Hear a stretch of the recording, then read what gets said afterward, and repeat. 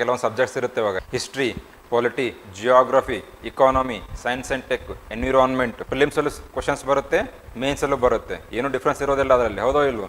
ಕೆಲವೊಂದು ಎಕ್ಸ್ಕ್ಲೂಸಿವ್ ಇರುತ್ತೆ subjects, for example ನಿಮ್ಮ ಆಪ್ಷನಲ್ ಇರುತ್ತೆ ಒಂದು, ಅದು ಒಂದು. ಆಮೇಲೆ ethics, Indian society, international relations and internal security, ಅವೆಲ್ಲ ಏನಿರುತ್ತೆ ಎಕ್ಸ್ಕ್ಲೂಸಿವ್ ಫಾರ್ ಮೇನ್ಸ್. ಹಾಗಂತ ಹೇಳ್ಬಿಟ್ಟು ಇಂಟರ್ನ್ಯಾಷನಲ್ ರಿಲೇಷನ್ಸ್ ಕಂಪ್ಲೀಟ್ಲಿ ಎಕ್ಸ್ಕ್ಲೂಸಿವ್ ಇರೋದಿಲ್ಲ. ಫಿಲಿಮ್ಸಲ್ಲಿ ಏನಾಗುತ್ತೆ ಕ್ವಶನ್ಸ್ ಬರುತ್ತೆ. ಫಾರ್ ಎಕ್ಸಾಂಪಲ್ ಯಾವುದಾದ್ರು ಇಂಡಿಯನ್ ಗವರ್ನಮೆಂಟ್ ಏನು ಮಾಡಿರುತ್ತೆ, ಬೇರೆ ಗವರ್ಮೆಂಟ್ ಜೊತೆ ಒಂದು MOU ಸೈನ್ ಮಾಡಿರ್ತಾರೆ, ಹೌದಾ, ಅದ್ರ ಮೇಲೆ ಕ್ವಶನ್ಸ್ ಬರ್ಬೋದು. ಇಲ್ಲ ಯಾವುದಾದ್ರು ಒಂದು ಟ್ರೀಟೀಸ್ ಆಗಿರುತ್ತೆ. ಆಮೇಲೆ ಇಲ್ಲ ಯಾವುದಾದ್ರು ಮಿಲಿಟರಿ ಎಕ್ಸೈಸ್ ಮಾಡ್ತಾರೆ ಪ್ರತಿ ವರ್ಷ, ಆ ಮಿಲಿಟರಿ ಎಕ್ಸೈಸ್ ಯಾರ ಮಧ್ಯೆ ಆಗಿದೆ ಅದು, ಈ ಥರ ಏನಾಗುತ್ತೆ ಇಂಟರ್ನ್ಯಾಷನಲ್ ರಿಲೇಷನ್ಸ್ ಮೇಲೂ ಕ್ವಶನ್ಸ್ ಬರುತ್ತೆ.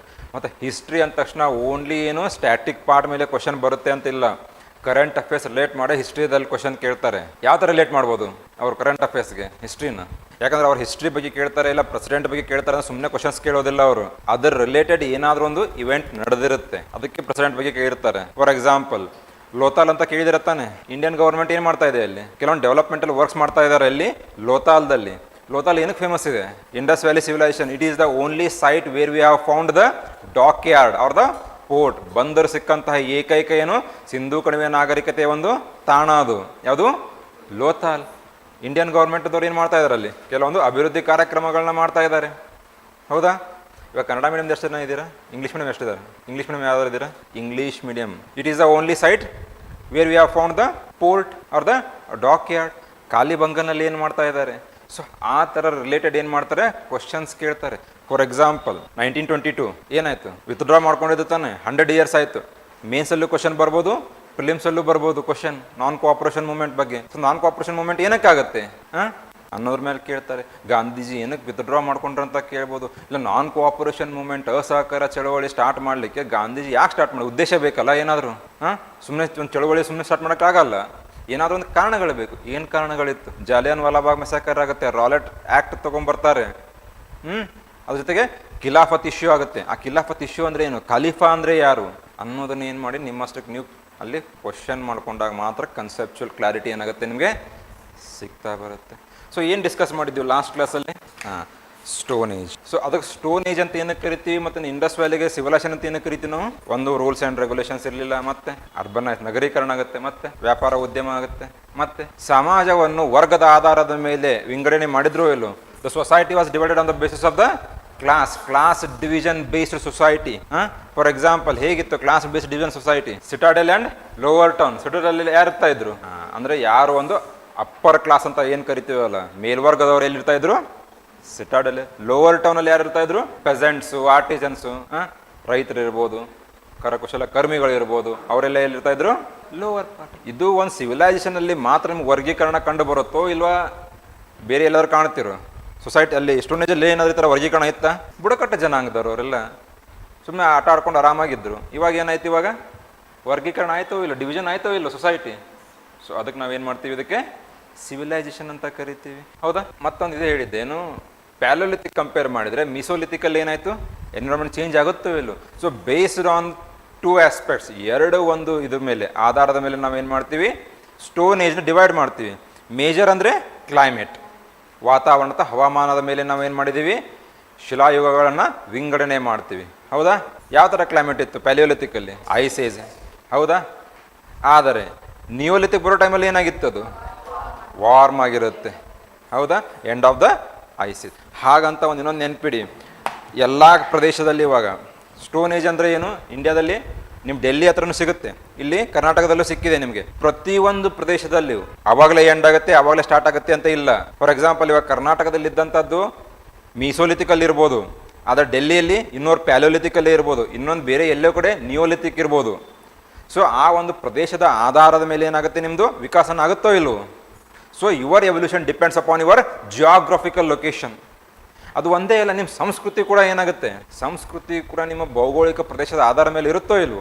ಕಾಶ್ಮೀರದಲ್ಲಿ ಜನ ಇರ್ತಾರೆ, ಕರ್ನಾಟಕದಲ್ಲೂ ಜನ ಇದ್ದಾರೆ, ಅವರ ವೇಷಭೂಷಣ ಹೇಗಿದೆ, ನಮ್ಮ ವೇಷಭೂಷಣ ಹೇಗಿದೆ, ಡಿಫ್ರೆಂಟ್ ಇರುತ್ತೋ ಇಲ್ವೋ. So your food, your culture ಏನೇ ಇಲ್ಲ, ನಿಮ್ಮ ಆಹಾರ ಸೇವನೆ ಇರ್ಬೋದು, ನಿಮ್ಮ ಸಂಸ್ಕೃತಿ ಇರ್ಬೋದು, ಏನಿರುತ್ತೆ ಆ ಜಿಯೋಗ್ರಫಿಕಲ್ ಏರಿಯಾ ಮೇಲೆ ಇರುತ್ತೆ ತಾನೆ. ಕಾಶ್ಮೀರದಲ್ಲಿ ಏನು ಮಾಡ್ತಾರೆ, ಲಾಂಗ್ ಕೋಟ್ ಅಂತ ಹಾಕೋತಾರೆ, ಗೌನ್ ಥರ ಹಾಕೊಳ್ತಾರೆ. ಅದನ್ನು ನೀವು ಹಾಕೊಂಡ್ರೆ ಏನಾಗುತ್ತೆ ಪರಿಸ್ಥಿತಿ, ಗ್ರಿಲ್ ಚಿಕನ್ ಹಾಕ್ತೀರ ಒಳಗಡೆನೆ, ಹೌದಾ ಇಲ್ಲೋ. ಆದರೆ ಅವ್ರು ಹಾಕೊಳ್ಳೇಬೇಕು, ಯಾಕೆ? ಚಳಿ ಜಾಸ್ತಿ ಇರುತ್ತೆ, ಹೌದಾ. ಇವನ್ ಬುರ್ಕಾ ಅಂತ ನಾವು ಏನು ಕರಿತೀವಲ್ಲ ಅದು ಬಂದಿದ್ದು ಏನಕ್ಕೆ, ಅದಕ್ಕೂ ರೀಸನ್ ಇದೆ. ಯೂಶ್ವಲಿ ಅದು ಬ್ಲ್ಯಾಕ್ ಕಲರಲ್ಲಿ ಇರೋದಿಲ್ಲ, ಏನಿರುತ್ತೆ ಗ್ರೇ ಆ್ಯಶ್ ಕಲರಲ್ಲಿ ಇರುತ್ತೆ. ಅದು ಯಾಕೆ ಸೆಂಟ್ರಲ್ ಏಷ್ಯಾದಲ್ಲಿ ಏನಿರುತ್ತೆ, ಚಳಿ ಜಾಸ್ತಿ ಇರುತ್ತೆ. ಕವರ್ ಮಾಡ್ಕೊಳ್ಳಿಕ್ಕೆ ಏನು ಮಾಡ್ತಾ ಇದ್ರು, ರಾಜಸ್ಥಾನದಲ್ಲೂ ಪರ್ದಾ ಸಿಸ್ಟಮ್ ಬರುತ್ತೆ, ಅದು ಅವ್ರು ಅದಕ್ಕೆ ಯೂಸ್ ಮಾಡ್ತಾ ಇದ್ರು. ಆದ್ರೆ ನಾವು ಇವಾಗ ಏನು ಮಾಡಿದೀವಿ, ಅವಕ್ಕೆ ಧಾರ್ಮಿಕ ಒಂದು ಕಲರ್ ಅಂಟಿಸ್ಬಿಟ್ಟಿದ್ದೀವಿ. ಹೌದೋ ಇಲ್ಲೋ? Your culture, your food depends upon your geographical location. ಉದಾಹರಣೆ ತಗೊಳ್ಳಿ, ಇಂಡಸ್ ವ್ಯಾಲಿ ಸಿವಿಲೈಸೇಷನ್ ಏನಿದೆ 6000 ವರ್ಷಗಳಿಗಿಂತ ಪ್ರಾಚೀನ ಅಂತ ಹೇಳ್ತಾರೆ. ಆದರೆ ನಿಯೋಲಿಥಿಕ್ ಫೇಸ್ ಬರೋದು ಯಾವಾಗ? ನಿಯೋಲಿಥಿಕ್ ಫೇಸ್ ಬರೋದು ಯಾವಾಗ? ಅದೇ ಟೈಮ್ದಲ್ಲಿ ನಿಯೋಲಿಥಿಕ್ ಫೇಸ್ ಇರುತ್ತೆ, ಅದೇ ಟೈಮ್ದಲ್ಲಿ ವೇದಿಕ್ ಪೀರಿಯಡ್ ಇರುತ್ತೆ. ಹೌದೋ ಇಲ್ಲೋ? ಅಂದರೆ ಪ್ರದೇಶದ ಆಧಾರದ ಮೇಲೆ ಏನಿದೆ ಎವಲ್ಯೂಷನ್ಸ್ ಆಗ್ತಾ ಇದೆ. ಪ್ಯಾಲೋಲಿಥಿಕ್ ಅಂದರೆ ಪ್ಯಾಲೋಲಿಥಿಕ್ ಮುಗೀತು, ಅದಾದಮೇಲೆ ಮೀಸೋಲಿಥಿಕ್ ಹಾಗೇನಿಲ್ಲ. ಕೆಲವೊಂದು ಪ್ರದೇಶದಲ್ಲಿ ಏನಾಗಿದೆ ಅಂದರೆ ಪ್ಯಾಲೋಲಿಥಿಕ್ಕಿಂದ ಡೈರೆಕ್ಟ್ ನಿಯೋಲಿಥಿಕ್ ಹೋಗಿದ್ದಾರೆ ಅವರು, ಮೀಸೋಲಿಥಿಕ್ ಬಂದೇ ಇಲ್ಲ ಮಧ್ಯದಲ್ಲಿ. ಸೊ ಈ ಥರ ಏನಾಗುತ್ತೆ, ಸ್ಟೇಜಸ್ ಕೂಡ ಶಿಫ್ಟ್ ಆಗುವಂಥ ಚಾನ್ಸಸ್ ಇರುತ್ತೆ. ಸೊ ವಾಟರ್ ಟೈಟ್ ಇಲ್ಲ ಯಾವುದೋ ಒಂದು ಸ್ಟೇಜ್. ಹೌದಾ? ಸೊ ನೆಕ್ಸ್ಟ್ ಚಾಪ್ಟರ್ ಏನಿದೆ? ನೆಕ್ಸ್ಟ್ ಚಾಪ್ಟರ್ ನೋಡಿ ಏನಿದೆ, ದ ಅರ್ಲಿಯೆಸ್ಟ್ ಸಿಟೀಸ್. ಯಾವುದು ಅರ್ಲಿಯೆಸ್ಟ್ ಸಿಟೀಸ್ ಅಂದರೆ ಇಂಡಸ್ ವ್ಯಾಲಿ ಸಿವಿಲೈಸೇಷನ್, ಸಿಂಧೂ ಕಣಿವೆ ನಾಗರಿಕತೆ. ನಾಗರಿಕತೆ ಅಂತ ಏನಕ್ಕೆ ಕರೀತಾರೆ ಅಂತ ನಿಮ್ಗೆ ಕ್ಲಾರಿಟಿ ಇದೆ ತಾನೇ? ಇವಾಗ ಏಜ್ ಅಂತ ಏನಕ್ಕೆ ಕರೀತಾರೆ, ಸಿವಿಲೈಸೇಷನ್ ಅಂತ ಏನಕ್ಕೆ ಕರೀತಾರೆ, ಹೌದಾ? ಡಿಫ್ರೆನ್ಷಿಯೇಷನ್ ಗೊತ್ತಾಯ್ತು ತಾನೇ? ಇವಾಗ ಮುಂಚೆ ಏನು ಮಾಡಿದ್ವಿ ನಾವು, ಭಾರತ ಅಂದರೆ ಏನು, ಇಂಡಿಯಾ ಅಂದರೆ ಏನು ಗೊತ್ತಿರಲಿಲ್ಲ ನಮಗೆ. ಇವಾಗ ಇಂಡಿಯಾ ಅಂದರೆ ಏನು, ಭಾರತ ಅಂದರೆ ಏನು ಅಂತ ಗೊತ್ತಾಯ್ತು ತಾನೆ? ಸೊ ಋಗ್ವೇದದಲ್ಲಿ ಮೆನ್ಷನ್ ಮಾಡಿದ್ದಾರೆ ಭಾರತ ಅಂದರೆ ಏನು ಅಂತ. ಏನಂತ? People who lived in the north western part of India. ಭಾರತದ ವಾಯುವ್ಯ ಗಡಿ ಭಾಗದಲ್ಲಿ ಇದ್ದಂಥ ಜನರಿಗೆ ನಾವು ಏನಂತ ಕರಿತೀವಿ, ಭಾರತ ಅಂತ ಕರಿತೀವಿ. ಆದರೆ ಆ ಇಂಡಸ್ ನದಿಯಿಂದ ಈ ಕಡೆ ಇರೋ ಲ್ಯಾಂಡಿಗೆ ಏನಂತ ಕರಿತೀವಿ ನಾವು, ಇಂಡಿಯಾ. ಇಂಡಿಯಾ ಅಂತ ಕರೀತಾರೆ. ಅಂದರೆ ಲ್ಯಾಂಡ್, ಒಂದು ಪ್ರದೇಶಕ್ಕೆ ನಾವೇನಂತ ಕರಿತೀವಿ, ಇಂಡಿಯಾ ಅಂತ ಕರಿತೀವಿ. ಅಲ್ಲಿರೋಂಥ ಜನರಿಗೆ ಭಾರತ. ಅದಕ್ಕೆ ಇಂಡಿಯಾ ದಟ್ ಈಸ್. ಈ ಸಿಟೀಸ್ ನಿಮ್ಗೆ ಯಾವ ಥರ ಪ್ರಶ್ನೆ ಕೇಳ್ತಾರೆ ಅಂದ್ರೆ ನೆನ್ಪಿಟ್ಬಿಡಿ. ಒಂದು ಏನು ಕೇಳ್ತಾರೆ, ಯಾವ ಒಂದು ಸೌತ್ ಟು ನಾರ್ತ್ ಹೋದಾಗ ಏನು ಅದನ್ನು ಕ್ರೊಲಾಜಿಕಲ್ ಆರ್ಡರ್ದಲ್ಲಿ ಕೇಳ್ಬೋದು, ಇಲ್ಲ ಈಸ್ಟ್ ಟು ವೆಸ್ಟ್, ಇಲ್ಲ ಈ ಥರ ಅದನ್ನು ಕೇಳ್ಬೋದು. ಅದನ್ನು ನೆನ್ಪಿಡಿ. ಅದರ ಜೊತೆಗೆ ನೀವು ಜಿಯೋಗ್ರಫಿ ಇಲ್ಲ ಹಿಸ್ಟ್ರಿ ಓದಬೇಕಾದ್ರೆ ನಿಮ್ಮ ಹತ್ರ ಅಟ್ಲಾಸ್ ಇರಲೇಬೇಕು, ಕಂಪಲ್ಸರಿ. ಅಟ್ಲಾಸ್ ಇಲ್ಲದೇ ಯಾವುದನ್ನು ನಿಮ್ಗೆ ಅರ್ಥ ಆಗೋದಿಲ್ಲ, ಅಟ್ಲಾಸ್ ಇಟ್ಕೊಂಡೇ ಓದಿ. ಅದರ ನೆಕ್ಸ್ಟ್ ಏನು ಮಾಡ್ತಾರೆ, ಯಾವ ನದಿಯ ದಂಡೆ ಮೇಲೆ, on which bank the city has been located, ಅದನ್ನು ಕೇಳಿದ್ದಾರೆ. ಇಲ್ಲ ಕೆಲವೊಂದು ಸ್ಪೆಸಿಫಿಕ್ ಆಗಿ ಫೀಚರ್ಸ್ ಇರುತ್ತೆ. ಲೋತಾಲ್ ಇದೆ, ಆಮೇಲೆ Kalibangan, Dholavira it is famous for the water management. ಧೋಲಾವರದ ಇಡೀ ಒಂದು ಸಿಂಧೂ ಕಣಿವೆ ನಾಗರಿಕತೆಯಲ್ಲಿ ಧೋಲಾವೇರಾ ಏನಿದೆ, it is famous for the water management. ನೀರಿನ ಒಂದು ನಿರ್ವಹಣೆಗೆ ಫೇಮಸ್ ಆದಂಥ ತಾಣ ಯಾವುದು, ಧೋಲಾವೀರ ಇದೆ ತಾನೇ ಇಲ್ಲಿ. ಸೊ ಈ ಥರ ಸ್ಪೆಸಿಫಿಕ್ ಆಗಿ ಏನು ಮಾಡ್ತಾರೆ, ಕ್ವಶನ್ಸ್ ಕೇಳ್ತಾರೆ ಸೈಟ್ಸ್ ಮೇಲೆ. ಇಲ್ಲ ಯಾರು ಡಿಸ್ಕವರ್ ಮಾಡಿದ್ರಂತೆ ಮುಂಚೆ ಕೇಳ್ತಾ ಇದ್ರು, ಇವಾಗ ಏನಾಗಿದೆ ಸ್ವಲ್ಪ ಅದು ಕಡಿಮೆ ಆಗಿದೆ. ಹಾಗಂತ ಬರೋದಿಲ್ಲ ಅಂತಲ್ಲ, ಬರಬಹುದು. ನಾನು ನಿಮಗೆ ಏನ್ಸಿಯಂಟ್ ಹಿಸ್ಟ್ರಿ ಹೇಳಬೇಕಾದ್ರೆ ಅಲ್ಲಿ ಒಂದು ಲಿಸ್ಟ್ ಬರೆಸ್ತೇನಂತೆ ನಿಮಗೆ. ಒಂದು ಕಡೆ ಏನು ಸೈಟ್ ಯಾವ ಡಿಸ್ಕವರ್ ಆಗಿದೆ, ಯಾರು ಡಿಸ್ಕವರ್ ಮಾಡಿದ್ದಾರೆ, ಮತ್ತು ಅದದ್ದೇನಾದರೂ ಫೀಚರ್ಸ್ ಲಕ್ಷಣಗಳು ಇದ್ದರೆ. ಓಕೆ, ಸೊ ಒಂದೇನು ನೆನ್ಪಿಡಿ, ಇಂಡಿಯಾದಲ್ಲಿ ಇರೋದು ಅದನ್ನು ನೆನ್ಪಿಡಿ. ಇಂಡಿಯಾದಲ್ಲಿ ಎಷ್ಟು ಸೈಟ್ಸ್ ಇದ್ದಾವೆ, ಏನಿದ್ದಾವೆ. ರೀಸೆಂಟ್ಲಿ ಇವತ್ತು ನ್ಯೂಸ್ ಪೇಪರ್ ಓದಿದೆ ರಾಮಚರಿತ ಮಾನಸ್ ಬಗ್ಗೆ ಏನಾಗಿದೆ. ಸೊ ಕ್ವಶನ್ ಬರ್ಬೋದು ತಾನೇ ಇವಾಗ ಕರೆಂಟ್ ಅಫೇರ್ಸ್ ಮೇಲೆ, ರಾಮಚರಿತ ಮಾನಸ್ ಯಾರು ಬರೆದಿದ್ದಾರೆ ಏನು ಅಂತ ಬರ್ಬೋದು ತಾನೇ. ನೆನ್ಪಿಡಿ, ಇಂಡಿಯಾದಲ್ಲಿ ಏನು ಸೈಟ್ಸ್ ಇದ್ದಾವೆ, ಎಲ್ಲಿದ್ದಾವೆ, ಅದ್ರದ್ದು ಸ್ಪೆಸಿಫಿಕ್ ಫೀಚರ್ಸ್ ಬರ್ಕೊಳ್ಳಿ. ಅದನ್ನು ಎಲ್ಲಾದರೂ ಒಂದು ಕಡೆ ಯಾವ ಥರ ಕ್ವಶನ್ ಬರ್ಬೋದು ಏನು ಅಂತ ಹೇಳ್ಬಿಟ್ಟು. ಲೋತಾಲ್ ಇರ್ಬೋದು, ಹೆಸರು ಕೇಳಿದಾರ? ಇದು ಬಾಲಾಕೋಟ್ ಹೆಸರು ಕೇಳಿದಾರ? Air strike. ಕ್ವಶನ್ಸ್ ಸೈಟ್ಸ್ ಮೇಲೆ ಬರುತ್ತೆ, ಸ್ಪೆಸಿಫಿಕ್ ಫೀಚರ್ಸ್, ಆ ಒಂದು ತಾಣದ ಏನು ಲಕ್ಷಣಗಳು ಏನಾದರೂ ಇದ್ದರೆ. ಯಾಕಂದರೆ ಕೆಲವೊಂದು ಕಡೆ ಕ್ವಶನ್ ಯಾವ ಥರ ಕೇಳಿದಾರೆ ಅಂದರೆ, ಇಂಡಸ್ ವ್ಯಾಲಿ ಸಿವಿಲೈಸೇಷನ್ನಲ್ಲಿ ಯಾವುದೇ ತರಹದ ನಮಗೆ ಕುದುರೆ ಸಿಗಲಿಲ್ಲ. It was not a horse driven civilisation. ಆದರೆ ವೇದಿಕಲ್ಲಿ ಏನಿತ್ತು, ಕುದುರೆಗಳನ್ನ ಬಳಕೆ ಮಾಡಿದರೆ. ಆದರೆ ಕೆಲವೊಂದು ಪ್ರದೇಶದಲ್ಲಿ ಕುದುರೆಯ ಒಂದು ಅವಶೇಷಗಳು ಸಿಕ್ಕಿದೆ ನಮಗೆ. ಹಾಗಂತ ಹೇಳ್ಬಿಟ್ಟು ಕಂಪ್ಲೀಟಾಗಿ ಕುದುರೆ ಇರಲಿಲ್ಲ ಅಲ್ಲಿ. ಸೊ ಈ ಥರ ಕುದುರೆ ಅವಶೇಷಗಳು ಎಲ್ಲಿ ಸಿಕ್ಕಿದೆ ಅಂತ ಕ್ವಶನ್ ಕೇಳಿದ್ದಾರೆ. ಕೆಲವೊಂದು ಸ್ಪೆಸಿಫಿಕ್ ಆಗಿ ಏನು ಮಾಡ್ತಾರೆ, ಸೈಟ್ಸ್ ಮೇಲೆ ಹೋಗ್ತಾರೆ. ಸೊ ಆ ಒಂದು ಪ್ರದೇಶದ ಲಕ್ಷಣಗಳು ಯಾರು ಕಂಡು ಹಿಡಿದಿದ್ದಾರೆ, ಯಾವ ನದಿಯ ದಂಡೆ ಮೇಲಿದೆ. ಸ್ಟಿಕ್ಕಿ ನೋಟ್ಸ್ ಮಾಡಿರಿ, ಎಲ್ಲಾದರೂ ನಿಮ್ಗೆ ಇದನ್ನು ಮಾಡಿದ್ರೆ ನಾವು ಹೇಳಿದ್ರೆ ಮಾರ್ಜಿನ್ ಮಾಡಿರ್ತೀರಲ್ಲ ಅಲ್ಲಾದರೂ ಬರೀಬೇಕು, ಇಲ್ಲ ನೋಟ್ಸ್ ಇದು ಮಾಡಿಬಿಡಿ ಅದ್ರ ಮೇಲೆ. ಮೇನ್ಸಲ್ಲಿ ಯಾವ ಥರ ಬರ್ಬೋದು ಕ್ವಶನ್, ಮೇನ್ಸಲ್ಲಿ ಯಾವ ಥರ ಕ್ವಶನ್ ಬರ್ಬೋದು. Why it is called as urbanise civilisation ಅಂತ ಕೇಳ್ತಾರೆ. ಯಾಕೆ ಅದಕ್ಕೆ ನಗರೀಕರಣದ ನಾಗರಿಕ ಅಂತ ಕರಿತಾ ಇದ್ದೀವಿ ನಾವು ಅಂತ ಕೇಳ್ಬೋದು ತಾನೇ ಇವಾಗ. ಸೊ ಇಂಡಸ್ ವ್ಯಾಲಿ ಸಿವಿಲೈಸೇಷನ್ ಮತ್ತು ಇನ್ನೊಂದು ಮಾಡರ್ನ್ ಹಿಸ್ಟ್ರಿ ಮೇಲೆ ಮಾತ್ರ ಮೇನ್ಸಲ್ಲಿ ಕ್ವಶನ್ ಬರುತ್ತೆ ಅಂತ ತಪ್ಪು ಕಲ್ಪನೆಯಿಂದ ಹೊರಗಡೆ ಬನ್ನಿ. ಲಾಸ್ಟ್ ಇಯರ್ ಕ್ವಶನ್ನೇ ತೊಗೊಳ್ಳಿ. ಫಸ್ಟ್ ಕ್ವಶನ್ ಏನಿದೆ, ಫ್ಯಾಕ್ಟರ್ಸ್ ಫಾರ್ ಏನ್ಸಿಯಂಟ್ ಇಂಡಿಯಾದ ಇದೆ ತಾನೇ ಅದು. ಸೊ ಹೇಗೆ ಬರೀತೀರ ಅದನ್ನು ಆನ್ಸರ್, ಕ್ವಶನ್ ಪೇಪರ್ ನೋಡಿ ಫಸ್ಟ್ ಆನ್ಸರ್ ಹೇಗೆ ಬರೀತೀರ ಅದನ್ನು. ಇನ್ನು ಜಿಯೋಗ್ರಫಿಕಲ್ ಫ್ಯಾಕ್ಟರ್ಸ್ ಏನಿದೆ, ಏನಕ್ಕೆ ಕಾಂಟ್ರಿಬ್ಯೂಟ್ ಮಾಡಿದೆ, ಡೆವಲಪ್ಮೆಂಟ್ ಆಫ್ ಆನ್ಷಿಯಂಟ್ ಇಂಡಿಯಾ. ಹೌದು ತಾನೆ, ಪ್ರಾಚೀನ ಭಾರತಕ್ಕೆ ಅಲ್ಲಿನ ಪ್ರಾದೇಶಿಕ ಒಂದು ಅಂಶಗಳು ಹೇಗೆ ಅದನ್ನು ಉತ್ತೇಜನ ನೀಡಿದಾವೆ ಅಂತ ಪ್ರಶ್ನೆ ಇದೆ. ಅದು ಹೇಗೆ? ಸುಮ್ಮನೆ ತಲೆಯಲ್ಲಿ ನಿಮ್ಮಷ್ಟು ನೀವೇ ಕೇಳ್ಕೊಳ್ಳಿ, ಮುಂದೆ ಕ್ಲಾಸ್ ಆದಾಗ ನಿಮ್ಗೆ ಗೊತ್ತಾಗುತ್ತೆ. ಎರಡು ಥರದ ನೀವು ಆನ್ಸರ್ ಬರೀಬೋದು ಇಲ್ಲಿ. ಒಂದು ಜಿಯೋಗ್ರಫಿಕಲ್ ಪಾಯಿಂಟ್ ಆಫ್ ವ್ಯೂ ಅಂದೂ ಬರೀಬೋದು, ಹಿಸ್ಟಾರಿಕಲ್ ಪಾಯಿಂಟ್ ಆಫ್ ವ್ಯೂ ಅಂದೂ ಬರೀಬೋದು. ಹೌದಾ?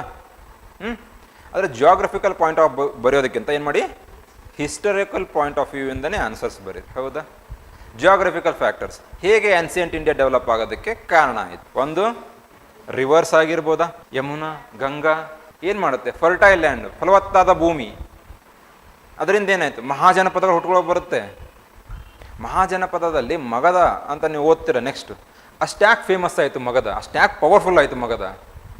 Because it was drained by the famous Ganga and Brahmaputra ಮತ್ತು ಗಂಗಾ ನದಿಗಳು. ಅದು ಆಯಿತಾ? ಮತ್ತೆ ಮಗಧ ಅಷ್ಟೊಂದು ಫೇಮಸ್ ಅಥವಾ ಪವರ್ಫುಲ್ ಆಗಲಿಕ್ಕೆ ಇನ್ನೊಂದು ಕಾರಣ ಇರುತ್ತೆ, ನ್ಯಾಚುರಲ್ ರಿಸೋರ್ಸಸ್, ಖನಿಜಗಳು ಸಿಗ್ತಾ ಇರುತ್ತೆ. ಎಲ್ಲಿರುತ್ತೆ ಮಗಧ? ಇವಾಗ ಪ್ರೆಸೆಂಟ್ ಡೇ ಬಿಹಾರು, ಒರಿಸ್ಸಾ ಅಲ್ಲಿದೆ. ಅಲ್ಲೇನಿರುತ್ತೆ ನಿಮಗೆ, ಕೋಲ್ ಸಿಕ್ಕಿದೆ ಅವರಿಗೆ, ಐರನ್ ಸಿಕ್ಕಿದೆ ಅವರಿಗೆ. ಐರನ್ ಸಿಕ್ಕಿದಿಂದ ಏನಾಯಿತು, ವೆಪನ್ಸ್ನ ಯೂಸ್ ಮಾಡಲಿಕ್ಕೆ ಸ್ಟಾರ್ಟ್ ಮಾಡಿದ್ರು. ಅವ್ರು ಪವರ್ಫುಲ್ ವೆಪನ್ಸ್ನ ಯೂಸ್ ಮಾಡ್ತಾರೆ. ಐರನ್ ಸಿಕ್ಕಿಂದ ಅವ್ರಿಗೇನಾಯಿತು, ಅಗ್ರಿಕಲ್ಚರ್ಗೂ ಕೂಡ ಅವ್ರಿಗೇನಾಯಿತು, ಹೆಲ್ಪ್ ಆಯಿತು. ಅದು ಒಂದು ಜಿಯೋಗ್ರಫಿಕಲ್ ಫ್ಯಾಕ್ಟರ್ ತಾನೇ. ಇವಾಗ ಮತ್ತೆ ಮಳೆ ಆಯಿತು. ಮತ್ತೆ ಹಿಮಾಲಯಸ್ ನಿಮ್ಗೆ ಇನ್ನೊಬ್ಬರ ದಾಳಿಯಿಂದ ಪ್ರೊಟೆಕ್ಟ್ ಮಾಡಿದವೋ ಇಲ್ವೋ? ಬರಬೇಕಾದ್ರೆ ನೀವು ಏನು ಕ್ರಾಸ್ ಮಾಡಬೇಕು ಇಂಡಿಯಾಗೆ ಬರಬೇಕಾದ್ರೆ, ನಾರ್ತ್ ಈಸ್ಟರ್ನ್ ಫ್ರಂಟಿಯರ್ ಪ್ರೊವಿನ್ಸಲ್ಲಿ ಖೈಬರ್ ಮತ್ತು ಬೋಲನ್. ಹೌದಾ? ಇನ್ ಕೇಸ್ ನೀವು ಅಲ್ಲಿ ಏನಾದ್ರು ವೆಂಟು ಟೈಮಲ್ಲಿ ಬಂದರೆ ಏನಾಗುತ್ತೆ ನಿಮ್ಮ ಪರಿಸ್ಥಿತಿ? ಹೌದು ತಾನೆ? So Himalayas also protected the India from the invasions. ಮತ್ತೆ ಸಿ ರೂಟ್ ಟು ಇಂಡಿಯಾ, ಅದು ತಾನೆ. ಸೊ ಈ ಥರ ನೀವು ಏನು ಮಾಡ್ಬೇಕು, ಹಿಸ್ಟಾರಿಕ್ ಒಂದು ಪಾಯಿಂಟ್ ಹಾಕೋದು, ಬ್ರೀಫಾಗಿ ಎಕ್ಸ್ಪ್ಲೇನ್ ಮಾಡೋದು ವಿತ್ ಎಕ್ಸಾಂಪಲ್ಸ್. ಸೊ ಇಲ್ಲಿ ಕೂಡ ಇಂಡಸ್ ವ್ಯಾಲಿ ಸಿವಿಲೈಸೇಷನ್ ಮೇಲೆ ಅವ್ರೇನು ಕೇಳ್ತಾರೆ, ನಗರೀಕರಣ ಅಂತ ನಾವು ಕರಿತೀವಿ. ಯಾಕೆ ಕರಿತೀವಿ? ನಾವೇನು ಮಾಡ್ತೀವಿ, ಎಲ್ಲರೂ ಸಿಟಿ ಪ್ಲ್ಯಾನಿಂಗ್ ಮಾತ್ರ ರೆಸ್ಟ್ರಿಕ್ಟ್ ಆಗಿ ಇದ್ಬಿಡ್ತೀವಿ. ಸಿಟಿ ಪ್ಲ್ಯಾನಿಂಗ್ ಬಗ್ಗೆ ಮಾತ್ರ ರೆಸ್ಟ್ರಿಕ್ಟ್ ಆಗಿರಬೇಡಿ. ಟ್ರೇಡ್ ಆ್ಯಂಡ್ ಕಾಮರ್ಸ್ ಇತ್ತೋ ಇಲ್ವೋ, ವೇಟ್ಸ್ ಆ್ಯಂಡ್ ಮೆಜರ್ಸ್ ಇತ್ತೋ ಇಲ್ವೋ, ಅದನ್ನೆಲ್ಲ ಪಾಯಿಂಟ್ಸ್ನ ನೀವು ಬರಿಬೇಕಾಗತ್ತೆ. ಇಲ್ಲಿ ನಿಮ್ಮ ಆನ್ಸರ್ನ ಯಾವತ್ತೂ ಯಾವುದೇ ಕಾರಣಕ್ಕೂ ರೆಸ್ಟ್ರಿಕ್ಟ್ ಆಗಬೇಡಿ. ಈ ಥರ ಎಷ್ಟಾಗುತ್ತೆ ಅಷ್ಟು ನಿಮ್ಮ ಆನ್ಸರ್ನ ಡೈವರ್ಸಿಫೈ ಆಗಬೇಕು. ಆವಾಗ ಮಾತ್ರ ಸಮಗ್ರವಾಗಿ ಉತ್ತರ ಬರೆದಾಗ ಮಾತ್ರ UPSCಯಲ್ಲಿ ಇನ್ನೊಂದು ನಿಮಗೆ ಮಾರ್ಕ್ಸ್ ಕೊಡೋದಿಲ್ಲ. You need to snatch the marks. ಅವರಿಂದ ಕಸಿದುಕೊಳ್ಬೇಕು, ನೀವು ಮಾರ್ಕ್ಸ್ ಕೊಡೋದಿಲ್ಲ ಅವರು. ನೀವು ತುಂಬ ಒಳ್ಳೆಯ ಆನ್ಸರ್ ಬರೆದಿದ್ರು 40 to 45%, ಎಕ್ಸ್ಟ್ರಾಡಿನರಿ ಬರೆದಿದ್ರೆ 50%. ನೀವು ಓವರಾಲ್ ಸ್ಕೋರ್ ನೋಡಿ, ಫಸ್ಟ್ ರ್ಯಾಂಕ್ ಬಂದಿರೋರು ಎಷ್ಟಿರುತ್ತೆ, 52%, 51%, 55 ಎಂದೂ ಕ್ರಾಸ್ ಆಗೋದಿಲ್ಲ. ಹೌದು ತಾನೆ? ಸೊ ಅದಕ್ಕೆ ಏನು ಮಾಡಿ, ಆನ್ಸರ್ ಎಷ್ಟಾಗುತ್ತೆ ಅಷ್ಟು ಡೈವರ್ಸಿಫೈ ಆಗಬೇಕು, ವೊಕ್ಯಾಬ್ಯುಲರಿ ಚೆನ್ನಾಗಿರಬೇಕು, ಸೆಂಟೆನ್ಸ್ ಫಾರ್ಮೇಷನ್ ಕರೆಕ್ಟ್ ಆಗಿರಬೇಕು. ಹೌದಾ? ಸೊ ಇಂಡಸ್ ವ್ಯಾಲಿ ಸಿವಿಲೈಸೇಷನ್ ಮೇಲೆ ಪ್ರಿಲಿಮ್ಸಲ್ಲಿ ಏನು ಮಾಡ್ತಾರೆ, ಸೈಟ್ಸ್ ಮೇಲೆ ಕೇಳ್ತಾರೆ. ಮೇನ್ಸಲ್ಲಿ ಏನು ಮಾಡ್ತಾರೆ, ಆ ಕಂಪ್ಲೀಟ್ ಸಿಟಿ ಪ್ಲ್ಯಾನಿಂಗ್ ಹೇಗಿತ್ತು, ಅರ್ಬನೈಸೇಷನ್ ಅಂತ ಏನಕ್ಕೆ ಕರಿತೀವಿ ನಾವು ಅಂತ ಅಲ್ಲಿ ಕ್ವಶನ್ಸ್ನ ಕೇಳ್ಬೋದು. ಫಸ್ಟ್ ಏನಿದೆ, what was special about the cities ಅಂತ ಇದೇನೋ ಇಲ್ವೋ, ವಾಟ್ ವಾಸ್ ಸ್ಪೆಷಲ್. ಸೊ ನಾನು ನಿಮ್ಗೆ ಏನು ಹೇಳಿದ್ದೀನಿ, ಒಂದೊಂದು ಸೈಟ್ ಇದ್ದು ಒಂದೊಂದು ಸ್ಪೆಷಾಲಿಟಿ ಇರುತ್ತೆ. ಹೌದಾ? ಸೊ ಲೋತಾಲ್ ಅಂತ ಹೇಳಿದೆ, ಅಲ್ಲೇನಾಗಿದೆ ನಿಮಗೆ ಡಾಕ್ ಯಾರ್ಡ್ ಸಿಕ್ಕಿರುತ್ತೆ. ಕೆಲವೊಂದು ಕಡೆ ಕಾಟನ್ ಸಿಕ್ಕಿದೆ. ಕಾಟನ್ ಸಿಕ್ಕಿದೆ ಅಂದರೆ ಏನರ್ಥ, they were the first people to cultivate cotton in the Indian sub continent.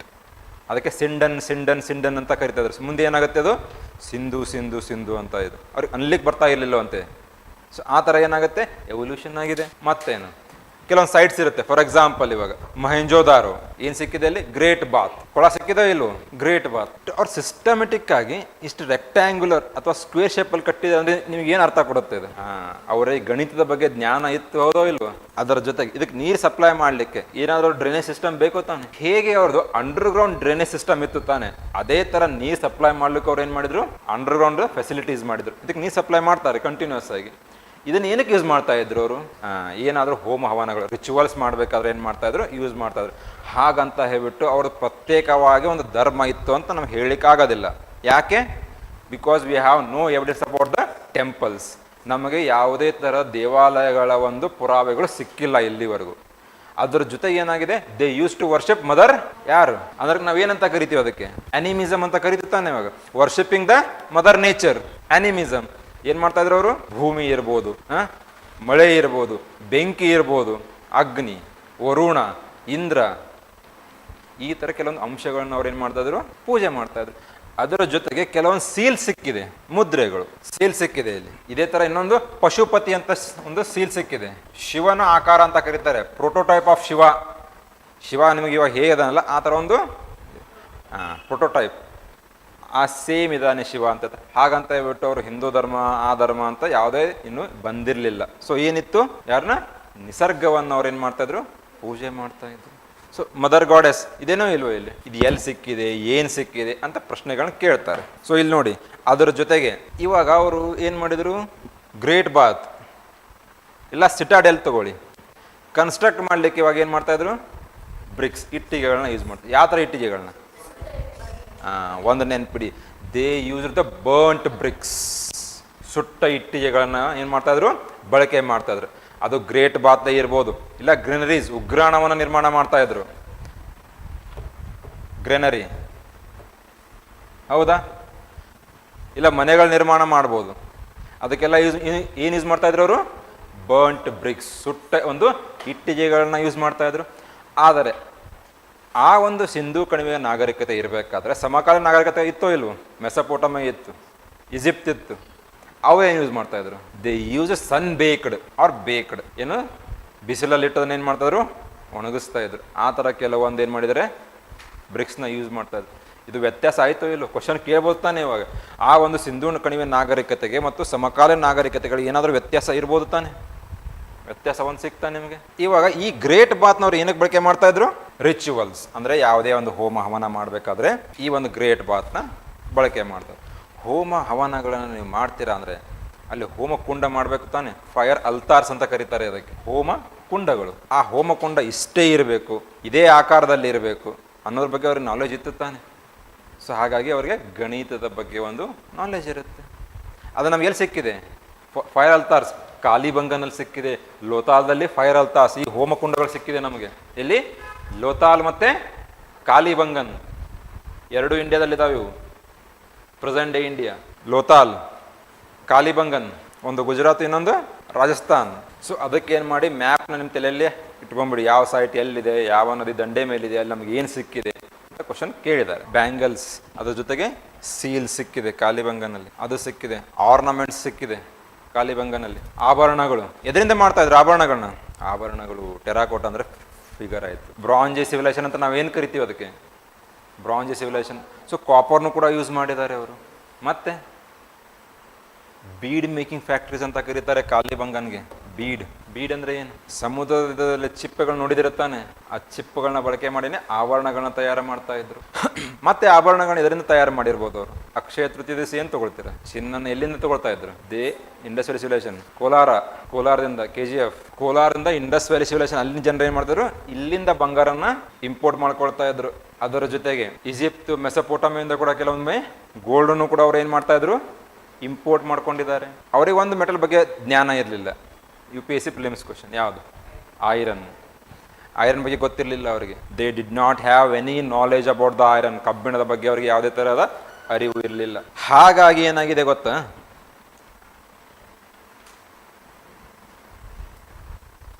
ಈ ಕಡೆ ಜಾಸ್ತಿ ಅವ್ರು ಎಕ್ಸ್ಪಾಂಡ್ ಆಗೋದಿಲ್ಲ. ಇಲ್ಲಿ ನಾರ್ತ್ ಈಸ್ಟರ್ನ್ ಪಾರ್ಟಲ್ಲಿ. ಯಾಕೆ, ಫಾರೆಸ್ಟ್ ಜಾಸ್ತಿ ಐತೆ. ಫಾರೆಸ್ಟ್ ಕ್ಲಿಯರ್ ಮಾಡ್ಲಿಕ್ಕೆ ನಿಮ್ಗೆ ಏನು ಬೇಕು, ಇಂಪ್ಲಿಮೆಂಟ್ಸ್ ಬೇಕು. ಐರನ್ನಿಂದ ಮಾತ್ರ ನೀವು ಇಂಪ್ಲಿಮೆಂಟ್ಸ್ ರೆಡಿ ಮಾಡ್ಲಿಕ್ಕೆ ಸಾಧ್ಯ, ಯಾವುದೋ ಇಲ್ವೋ. ಕಾಪರಿಂದ, ಗೋಲ್ಡಿಂದ ಏನಾದರೂ ಆಗುತ್ತಾ, ಇಲ್ಲ ತಾನೆ. ಅದಕ್ಕೆ ನಾರ್ತ್ ಈಸ್ಟರ್ನ್ ಪಾರ್ಟದಲ್ಲಿ ಅವ್ರು ಏನಾಗುತ್ತೆ, ಅಷ್ಟೊಂದು ಭಾರತ ಈಶಾನ್ಯ ಭಾಗ ಅಂತ ನಾವು ಏನು ಕರಿತೀವಲ್ಲ, ಪ್ರೆಸೆಂಟ್ 7 ಸಿಸ್ಟರ್ಸ್, ಅಲ್ಲಿ ಜಾಸ್ತಿ ಅವರು ಎಕ್ಸ್ಪಾಂಡ್ ಆಗೋದಿಲ್ಲ. ಈ ಕಡೆ ಮಾತ್ರ ಅವ್ರು ಏನಾಗಿದ್ದಾರೆ, ಇರ್ತಾರೆ. ಯಾಕಂದ್ರೆ ಇಲ್ಲಿ ಕಾಡುಗಳು ಕಡಿಮೆ ಈ ಕಡೆ, ಅದಕ್ಕೆ ಇಲ್ಲಿ ಸೆಟ್ಲ್ ಆಗ್ತಾರೆ. ನೋಡಿ, ನೀವು ಅಲ್ಲೇ ನಿಮ್ಮಷ್ಟಕ್ಕೆ ನೀವೇ ಪ್ರಶ್ನೆ ಮಾಡ್ಕೊಂಡ್ರೆ ಅಲ್ಲೇ ಸಿಕ್ಬಿಡುತ್ತೆ ನಿಮಗೆ. ಯಾಕೆ ಅವ್ರು ಎಕ್ಸ್ಪಾಂಡ್ ಆಗಲಿಲ್ಲ, ಐರನ್ ಇರಲಿಲ್ಲ. ಐರನ್ ಇಲ್ಲ ಅಂದರೆ ಇಂಪ್ಲಿಮೆಂಟ್ಸ್ ಇಲ್ಲ. ಸಿಕ್ತು ತಾನೆ ಆನ್ಸರ್ ಇವಾಗ. ಮತ್ತೆ ವೇ ಬ್ಯಾಕ್ ಅವಾಗ ಏನು ಮಾಡಿದ್ರು ಅಂದರೆ, ಮೊಹಂಜೋದಾರೋ ಅಂತ ಏನಿದೆಯಲ್ಲ, ಇದರ ಅರ್ಥ ಕೇಳಿದ್ದಾರೆ, ಮೌಂಡ್ ಆಫ್ ಡೆಡ್. ಮೊಹಂಜೋದಾರೋ ಅಂದರೆ ಮಡಿದವರ ದಿಬ್ಬ. ನೆಕ್ಸ್ಟ್ ಏನಿದೆ, ಹೌಸಸ್, ಡ್ರೈನ್ಸ್ ಆ್ಯಂಡ್ ಸ್ಟ್ರೀಟ್ಸ್. ಹೌದಾ, ಹೌಸ್ ಕನ್ಸ್ಟ್ರಕ್ಟ್ ಮಾಡಲಿಕ್ಕೆ ಅವ್ರು ಏನು ಯೂಸ್ ಮಾಡ್ತಾ ಇದ್ರು, ಬರ್ಂಟ್ ಬ್ರಿಕ್ಸ್.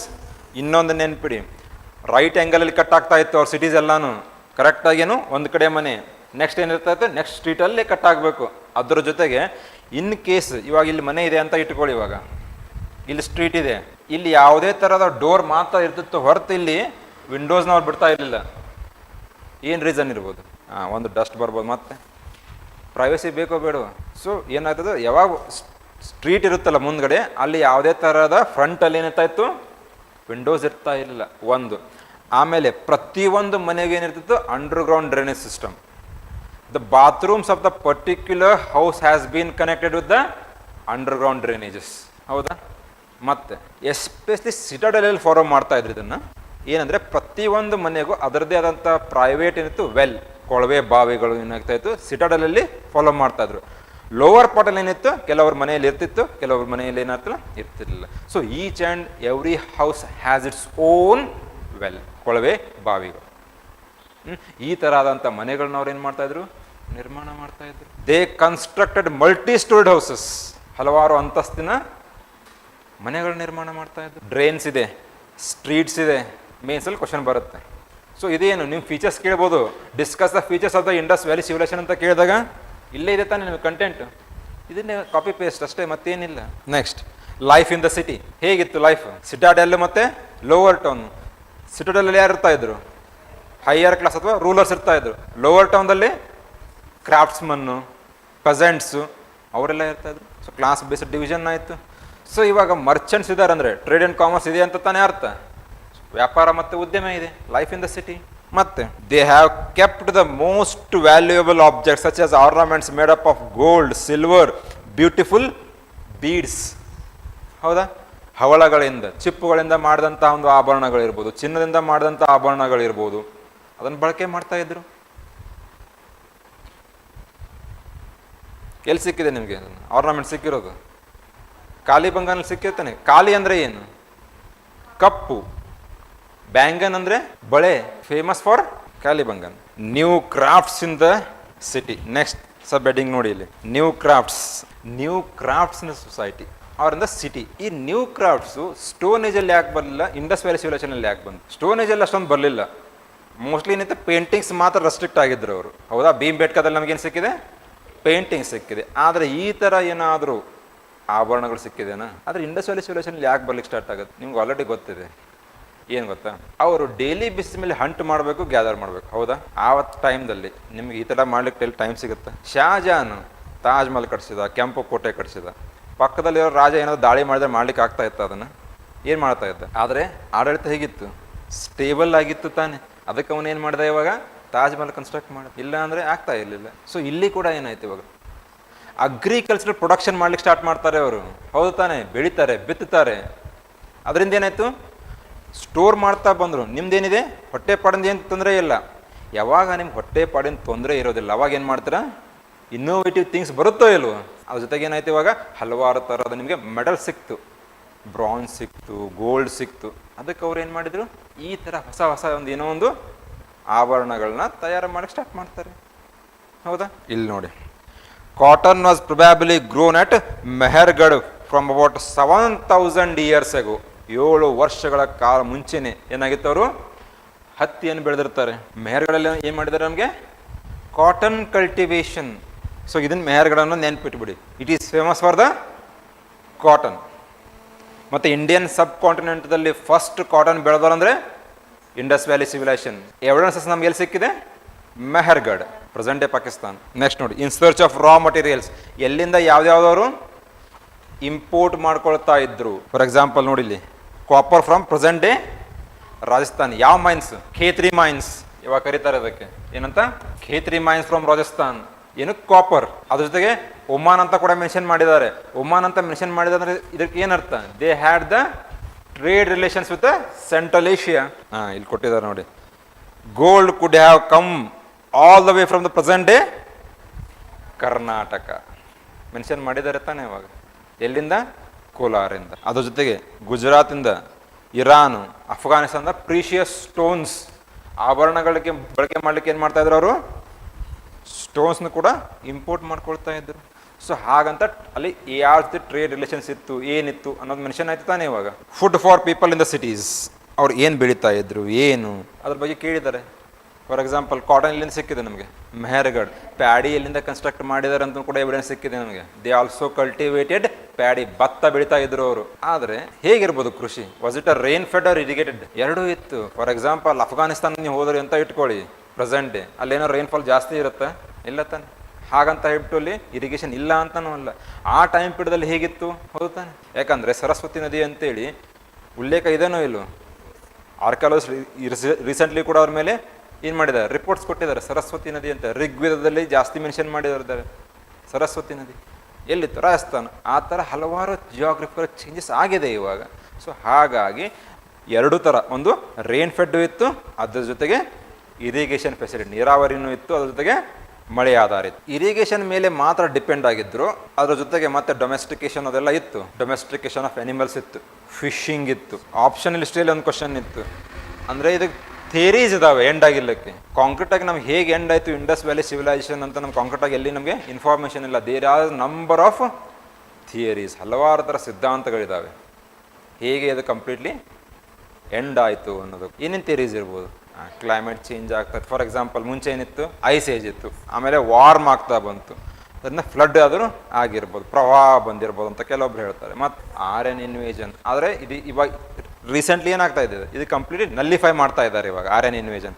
ಆರ್ಯನ್ ಇನ್ವೇಜನ್ ಯಾಕೆ ನಲ್ಲಿಫೈ ಮಾಡ್ತಾ ಇದೆ ಅಂದರೆ, ಕೆಲವೊಂದು ಪ್ರದೇಶದಲ್ಲಿ ಮಾತ್ರ ಏನಿದೆ ಬೋನ್ಸು ಬ್ರೆಕ್ ಆಗಿರೋ ಎವಿಡೆನ್ಸ್ ಸಿಕ್ಕಿದೆ ನಮಗೆ. ತಲೆ ಆಗಿರ್ಬೋದು, ಕೈಗಳು ಆಗಿರ್ಬೋದು, ಮೂಳೆಗಳು ಮುರಿದಿರೋವಂಥ ಕೆಲವೊಂದು ಎವಿಡೆನ್ಸ್ ಸಿಕ್ಕಿದೆ.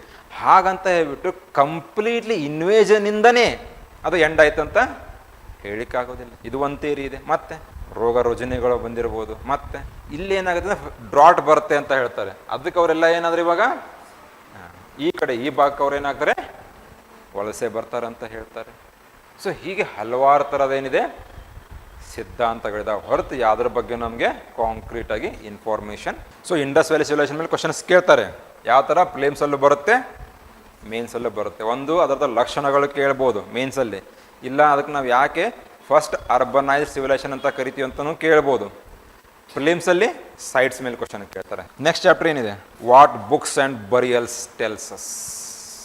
ಬರಿಯಲ್ಸ್ ಅಂದರೆ ಏನು? ಉಳೋದು. ಬುಕ್ಸ್ ಇಲ್ಲಿ ಬಂತು ನೋಡಿ ಇವಾಗ. There are 4 Vedas, Rigveda, Samaveda, Yajurveda and Atharva Veda. The oldest Veda it is the oldest religious text in the entire world. ಧಾರ್ಮಿಕ ಒಂದು ಗ್ರಂಥ ಅದು. ಎಷ್ಟು ಹೈಮ್ಸ್ ಇದಾವೆ, ಶ್ಲೋಕಗಳು ಎಷ್ಟಿದಾವೆ ಅದರಲ್ಲಿ? 28 or 18 ಕಾನ್ಫಿಡೆಂಟ್ ಆಗಿ ಹೇಳಿ ಎಷ್ಟು. ಏನು ಹೇಳಿದ್ದಾರೆ ಋಗ್ವೇದದಲ್ಲಿ? ಡಿಟೇಲ್ ಆಗಿ ಅವಾಗ ಡಿಸ್ಕಸ್ ಮಾಡೋಣ ಅಂತ. ಏನಿದೆ ಎಲ್ಲ ನೀವೇ ಹೇಳ್ಬಿಟ್ರೆ ಮತ್ತೆ ನಿಮ್ಮ ಫೌಂಡೇಶನ್ ಕೋರ್ಸ್ ಹೆಂಗಾಗುತ್ತೆ. ಅಲ್ಲೇ ಕೊಟ್ಟಿದ್ದಾರೆ ನೋಡಿ, ಏನಂತ ಹೇಳಿದ್ದಾರೆ ಅಲ್ಲಿ, more than 1000 times ಅಂತ ಹೇಳಿದ್ದಾರೆ, ಮುಗೀತು. ಏನು ಹೇಳಿದ್ದಾರೆ ಋಗ್ವೇದದಲ್ಲಿ? ಏನಿದಾವೆ ಋಗ್ವೇದದಲ್ಲಿ ಶ್ಲೋಕಗಳಂತ ಹೇಳಿದ್ರಿ. ಇವಾಗ ಇನ್ನೊಂದು ವೇದಿಕ್ ಲಿಟ್ರೇಚರ್ ಅಂತ ನೀವು ಓದ್ತೀರಾ, ಅದರಲ್ಲಿ 2 ಬಗೆಗಳು, ಒಂದು ಶ್ರುತಿ, ಇನ್ನೊಂದು Smriti. There are 2 types of Vedic literature, Shruti, Smriti. ಋಗ್ವೇದದಲ್ಲಿ ರಿಚುವಲ್ಸ್ ಹೇಗಿರಬೇಕು, ಹೇಗಿರಬಾರ್ದು, ಸ್ಯಾಕ್ರಿಫೈಸ್, ನೀವೇನು ಹೋಮವನಗಳು, ಯಜ್ಞ ಯಾಗಗಳನ್ನೆಲ್ಲ ಮಾಡ್ತೀರಾ, ಅದ್ರ ಬಗ್ಗೆ ಏನು ಮಾಡಿದ್ದಾರೆ ಹೇಳಿದ್ದಾರೆ. ಅದು ಎಲ್ಲಿ ಇದೆ? ಶ್ಲೋಕಗಳು ಹೇಳುವುದರ ಮೂಲಕ. ಅದಕ್ಕೆ ನಾವೇನಂತ ಕರಿತೀವಿ? ಶ್ರುತಿ ಅಂದರೆ ನೆಕ್ಸ್ಟ್ ಇವಾಗ ಏನು ನೆಕ್ಸ್ಟ್ ವೇದ ಬರುತ್ತಲ್ಲ, ಯಾವುದು? ಸಾಮವೇದ. ಅದನ್ನು ಸಾಂಗ್ಸ್ ರೂಪದಲ್ಲಿ ಕಂಪೋಸ್ ಮಾಡಿರೋದು, ಅದಕ್ಕೆ ಏನಂತ ಕರಿತೀವಿ ನಾವು? ಶ್ರುತಿ. ಹಾಡುಗಳ ಮೂಲಕ.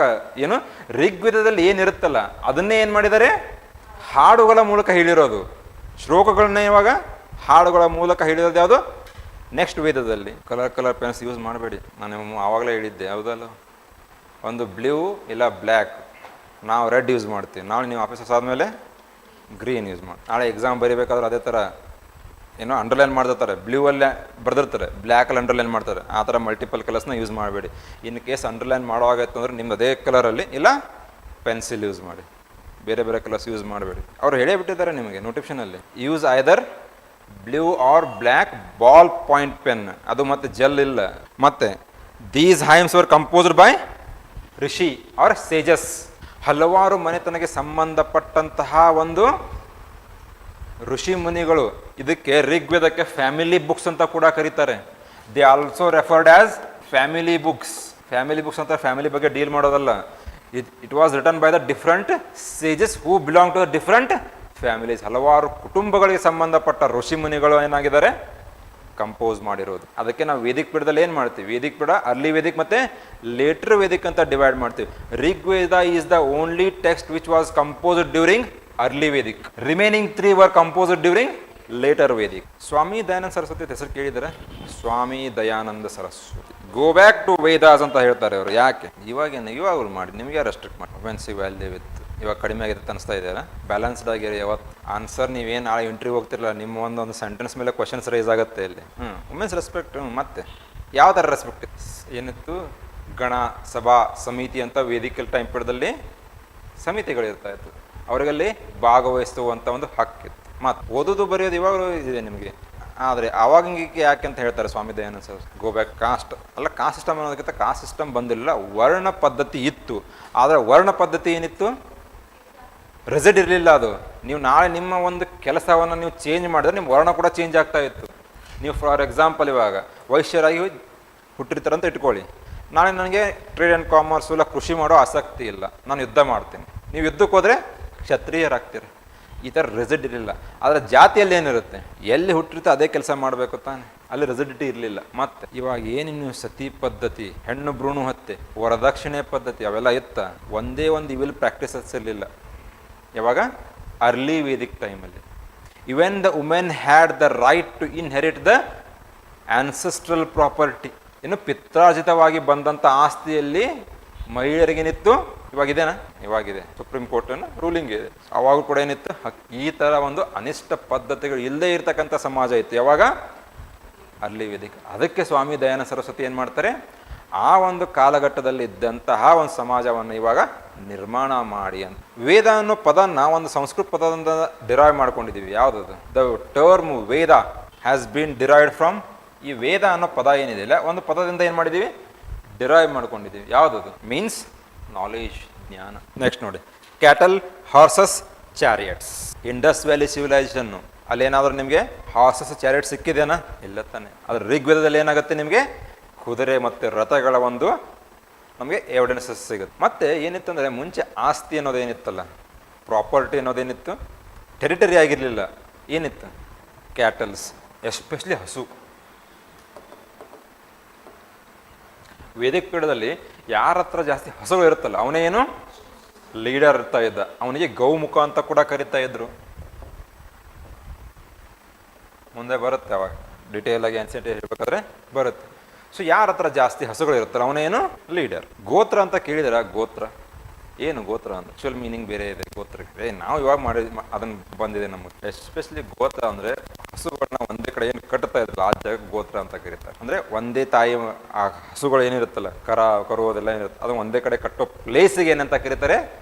ಗೋತ್ರ ಅಂತ ಕರೀತಾರೆ. ಅದೇ ತರ ಮುಂದೆ ಏನಾಯ್ತು, ಇವಾಗ ಅದು ಕ್ಲಾನ್ ಆಯ್ತು ನಮಗಷ್ಟೇ. ಮತ್ತೆ ಈ ಬುಕ್ಸ್ ಓದೋದ್ರಿಂದ ಮತ್ತೆ ನಮಗೆ ಏನು ಇನ್ಫಾರ್ಮೇಶನ್? ಋಗ್ವೇದ ಓದಿದ್ರಿ, ಹೋಮ ಹವನಗಳನ್ನ ಹೇಗೆ ಮಾಡ್ಬೇಕು ಅನ್ನೋ ಒಂದು ಐಡಿಯಾ ಬಂದು. ಯಜುರ್ವೇದ ಓದ್ತೀರ, ಸಾಮವೇದ ಓದ್ತೀರ, ಅಥರ್ವ ವೇದ ಅಥರ್ವ ವೇದದಲ್ಲಿ ಏನು ಉಲ್ಲೇಖ ಮಾಡಿದ್ದಾರೆ? ಮೆಡಿಸಿನ್ಸ್ ಬಗ್ಗೆ ಹೇಳಿದ್ದಾರೆ. ಯಾವ ಮೆಡಿಸಿನ್ಗೆ ಏನು ತಗೊಳ್ಬೇಕು.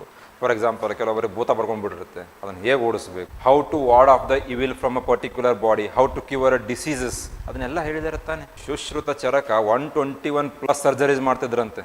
ಆಗಿನ ಟೈಮ್ದಲ್ಲಿ ಪ್ಲಾಸ್ಟಿಕ್ ಸರ್ಜರಿ ಕೂಡ ಮಾಡಿದ್ದಾರೆ, ಡೆಂಟಲ್ ಏನು ಸರ್ಜರಿ ಕೂಡ ಮಾಡಿದ್ದಾರೆ. ಅದು ಎವಿಡೆನ್ಸ್ ಸಿಕ್ಕಿದೆ ನಮಗೆ. ಆದರೆ ಬ್ರಿಟಿಷರ್ಸ್ ಏನು ಹೇಳ್ತಾ ಇದ್ರು, Indians are white man's burden ಅಂತ ಹೇಳಿದಾರಂತೆ.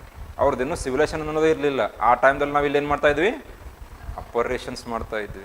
ವರ್ಣ ಅಂತ ಹೇಳಿದೆ. ವರ್ಣ ಅಂದ್ರೆ ಏನು? ವರ್ಣ ಮತ್ತು ಜಾತಿ ಏನು ಡಿಫ್ರೆನ್ಸ್ ಇದೆ? What is difference between varna and cost? ವರ್ಣ ಇಸ್ ಬೇಸ್ಡ್ ಆನ್ ಕರ್ಮಾಧಾರಿತ, ಯಾವುದು ವರ್ಣ. ಜಾತಿ ಜನ್ಮಾಧಾರಿತ. ನೀವೇನು ಕೆಲಸ ಮಾಡ್ತೀರಾ ಅದ್ರ ಮೇಲೆ ನಿಮ್ದೇನು ವೈಶ್ಯರ ಅಂತ ಇದ್ರೆ. ಬ್ರಹ್ಮ 4 ಅಂಗಗಳು ಇಂದ ಏನಾದರೂ 4 ವರ್ಣಗಳು ಹುಟ್ಕೊಳ್ಳುತ್ತೆ ಅಂತ ಹೇಳ್ತಾರೆ. From the 4 limbs of the Brahma 4 varnas originated from the mouth. ಬಾಯಿಯಿಂದ ಯಾರು?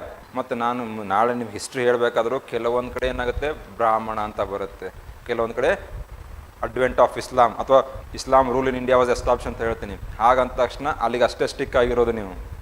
ಅದಕ್ಕೆ ನಿಮ್ಮದೇ ಆದಂಥ ಮತ್ತು ಮಸಾಲೆಗಳನ್ನ ಹಾಕಬೇಡಿ. ಫಾರ್ ಎಕ್ಸಾಂಪಲ್ 1192 ಅಂತ ನೀವು ಓದಿದ್ದೀರಾ.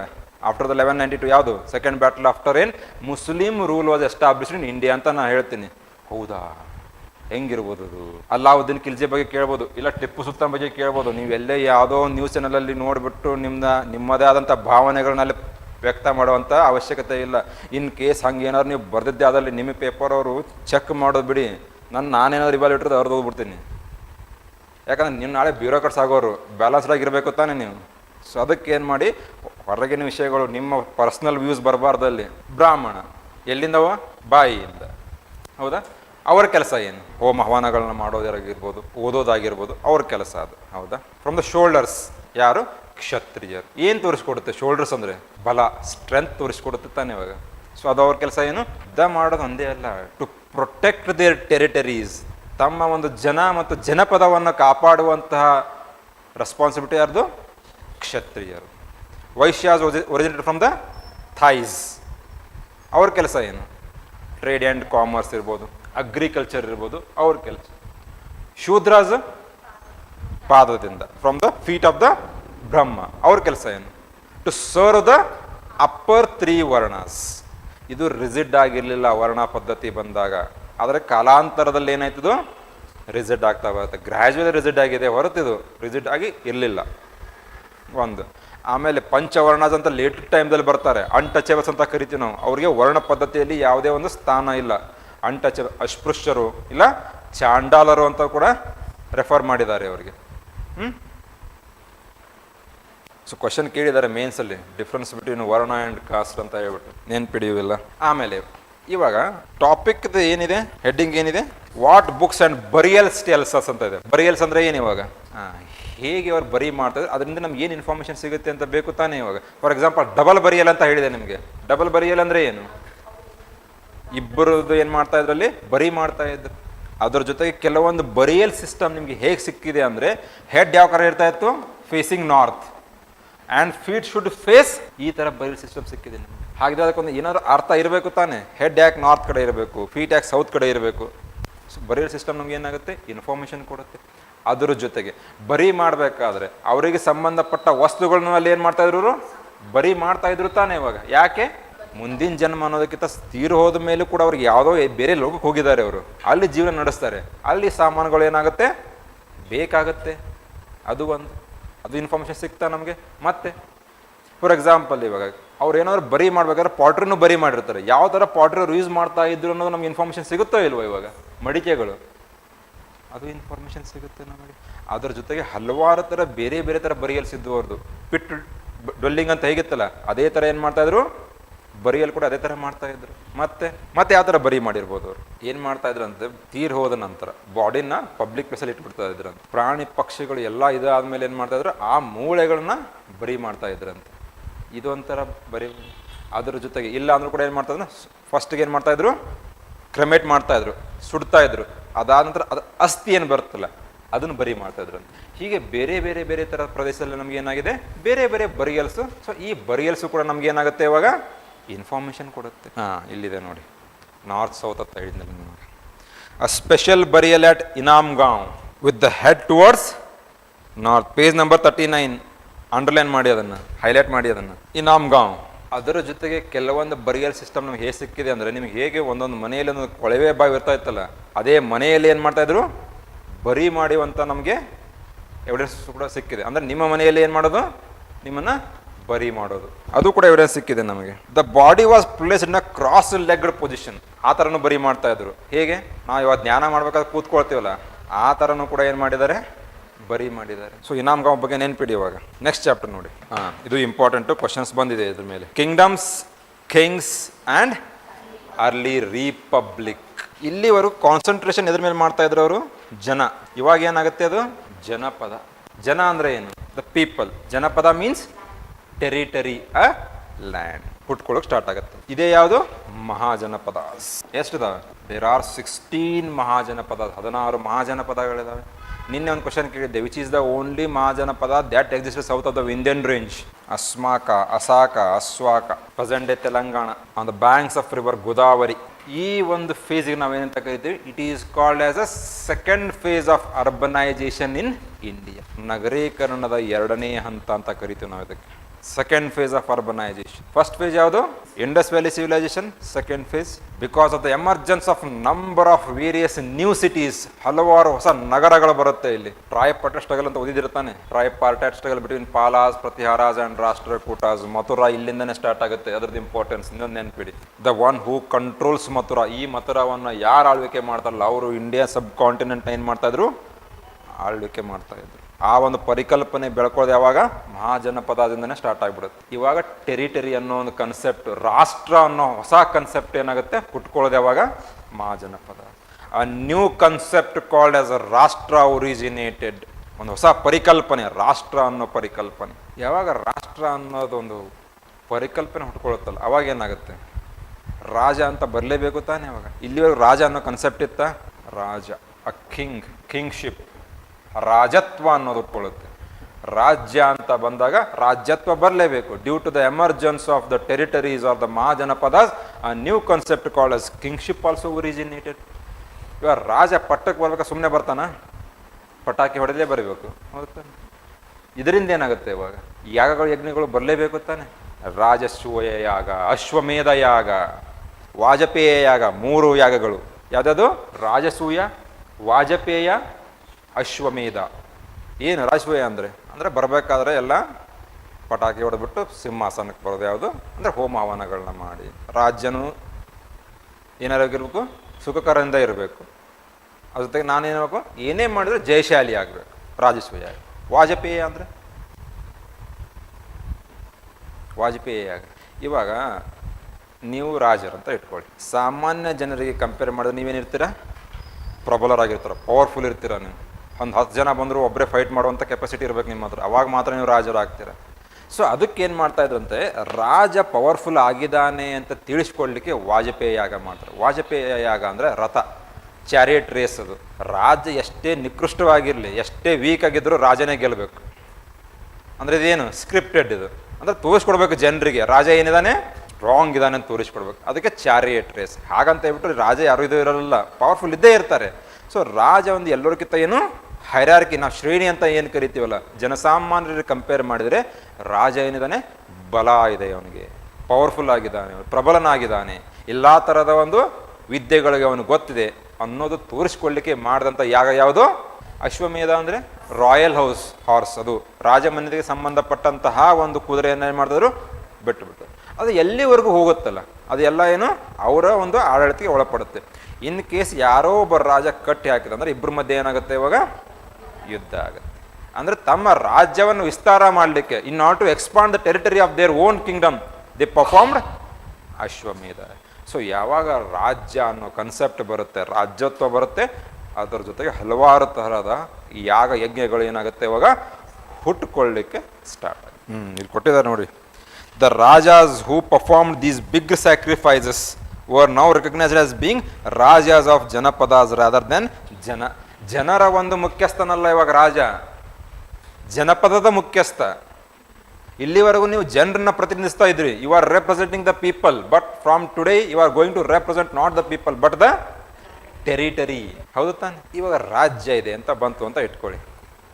ಸೊ ಪಕ್ಕದಲ್ಲಿ ಬೇರೆ ಇದೆ. ಇವಾಗ ಇಲ್ಲಿ ಮಗಧ ಇದೆ, ಪಕ್ಕದಲ್ಲಿ ಅಂಗ ಇದೆ, ಬೇರೆ ಒಂದಿನೊಂದು ಮಹಾಜನಪದ.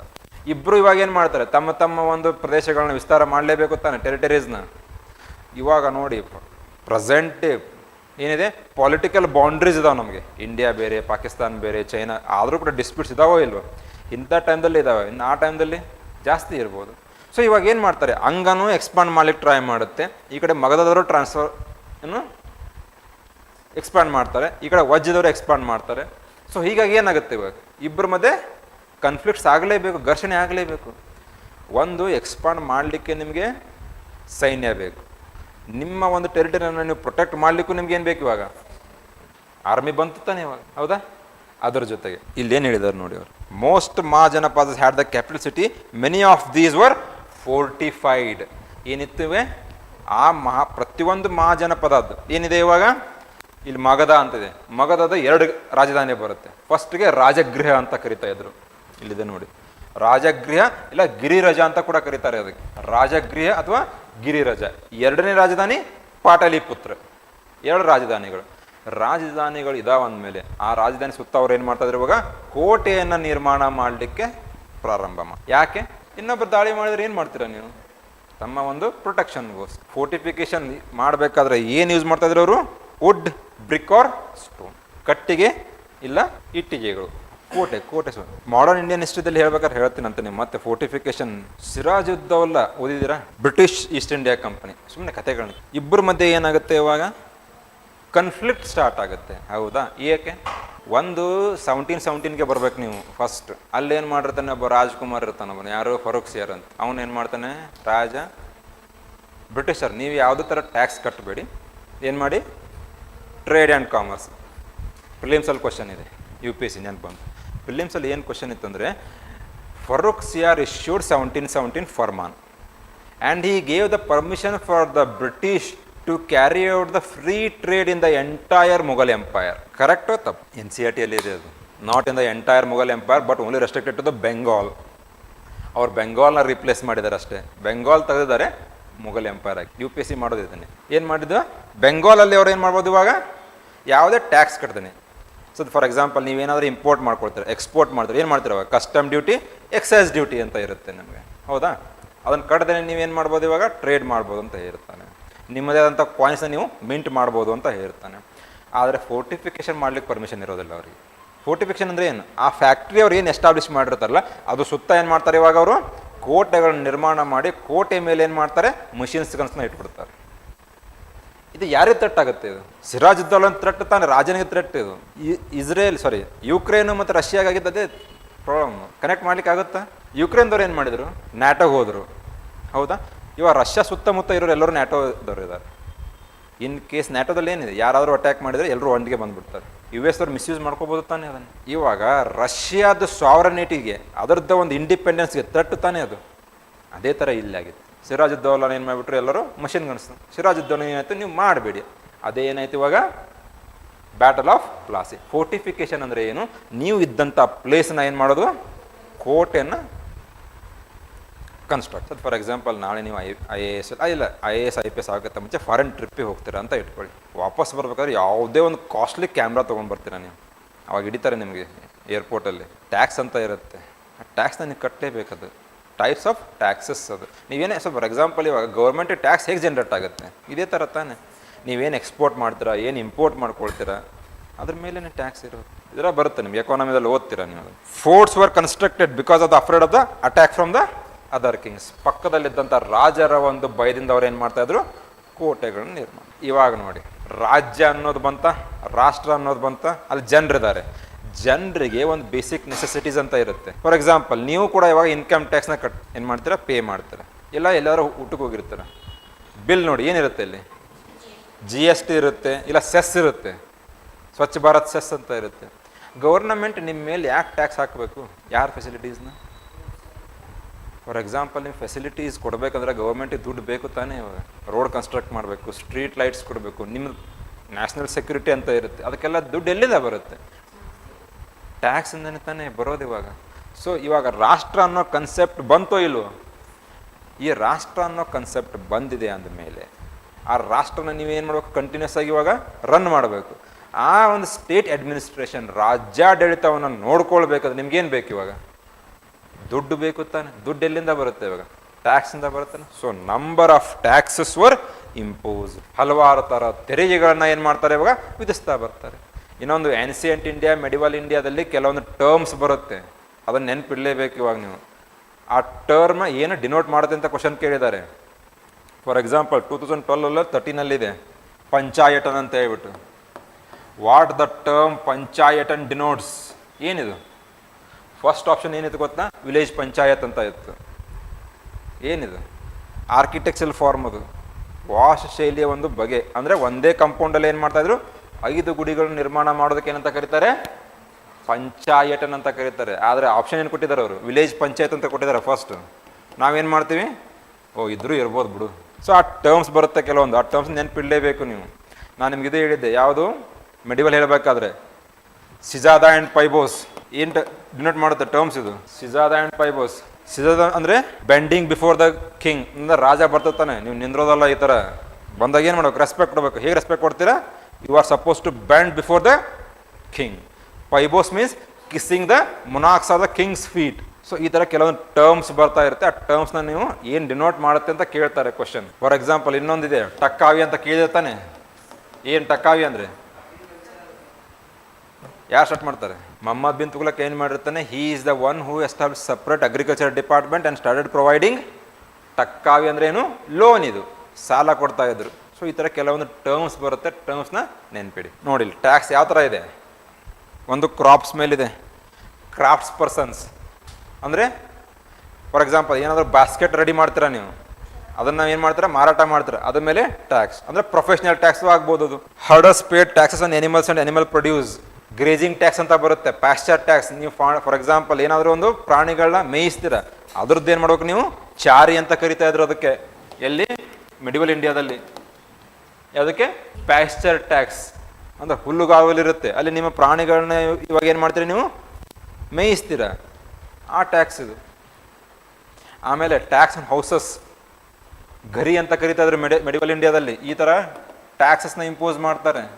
ವಿಜಯನಗರ ಮೇಲೆ ಕ್ವಶನ್ ಇತ್ತು ಒಂದು UPSC ಏನು ಮಾಡಿದ್ರು ಅಂದರೆ, they impose a prostitution tax ಅಂತ ಹೇಳ್ಬಿಟ್ಟು. ವೇಶ್ಯೆಯರ ಮೇಲೆ ಕೂಡ ಏನಾಗ್ತಾ ಇತ್ತು, ಟ್ಯಾಕ್ಸ್. ಅಂದರೆ ಏನು? They legalised prostitution. It is considered as a legal profession. So professional tax ಆಯ್ತು ತಾನೇ ಇವಾಗ. ಈ ಥರ ಕ್ವಶನ್ಸ್ನ ಕೇಳ್ತಿರ್ತಾರೆ. ನೆಕ್ಸ್ಟ್ ನೋಡಿ, changes in the agriculture. Changes in the agriculture, ಕೃಷಿಯಲ್ಲಿ ಬದಲಾವಣೆ ಆಯಿತು. ಹೇಗೆ? ಏನು ಬದಲಾವಣೆ ಆಗಿರ್ಬೋದು? ಐರನ್ ಬರುತ್ತೆ ಇವಾಗ, ಐರನ್ ಬರ್ಲಿಕ್ಕೆ ಸ್ಟಾರ್ಟ್ ಆಯಿತು. ಯಾವಾಗ ಐರನ್ ಬರುತ್ತಲ್ಲ, ಇಂಪ್ಲಿಮೆಂಟ್ಸ್ ಏನಾಯ್ತು ಇವಾಗ, ಚೆನ್ನಾಗಿ ಇರುವಂಥ ಒಂದು ಇಂಪ್ಲಿಮೆಂಟ್ಸ್ ಬರ್ಲಿಕ್ಕೆ ಸ್ಟಾರ್ಟ್ ಆಗುತ್ತೆ. ಎಸ್ಪೆಷಲಿ ಮಗಧ ಒಂದು ಏನಿದೆ ಅಲ್ಲ, they went on to become the most powerful mahajanapada in the entire 16 mahajanapadas. ಯಾಕೆ? ಫಸ್ಟ್ ಡೈನೆಸ್ಟಿ ಯಾವುದು ಮಗಧ ರೂಲ್ ಮಾಡೋದು? ಹರ್ಯಾಂಕ.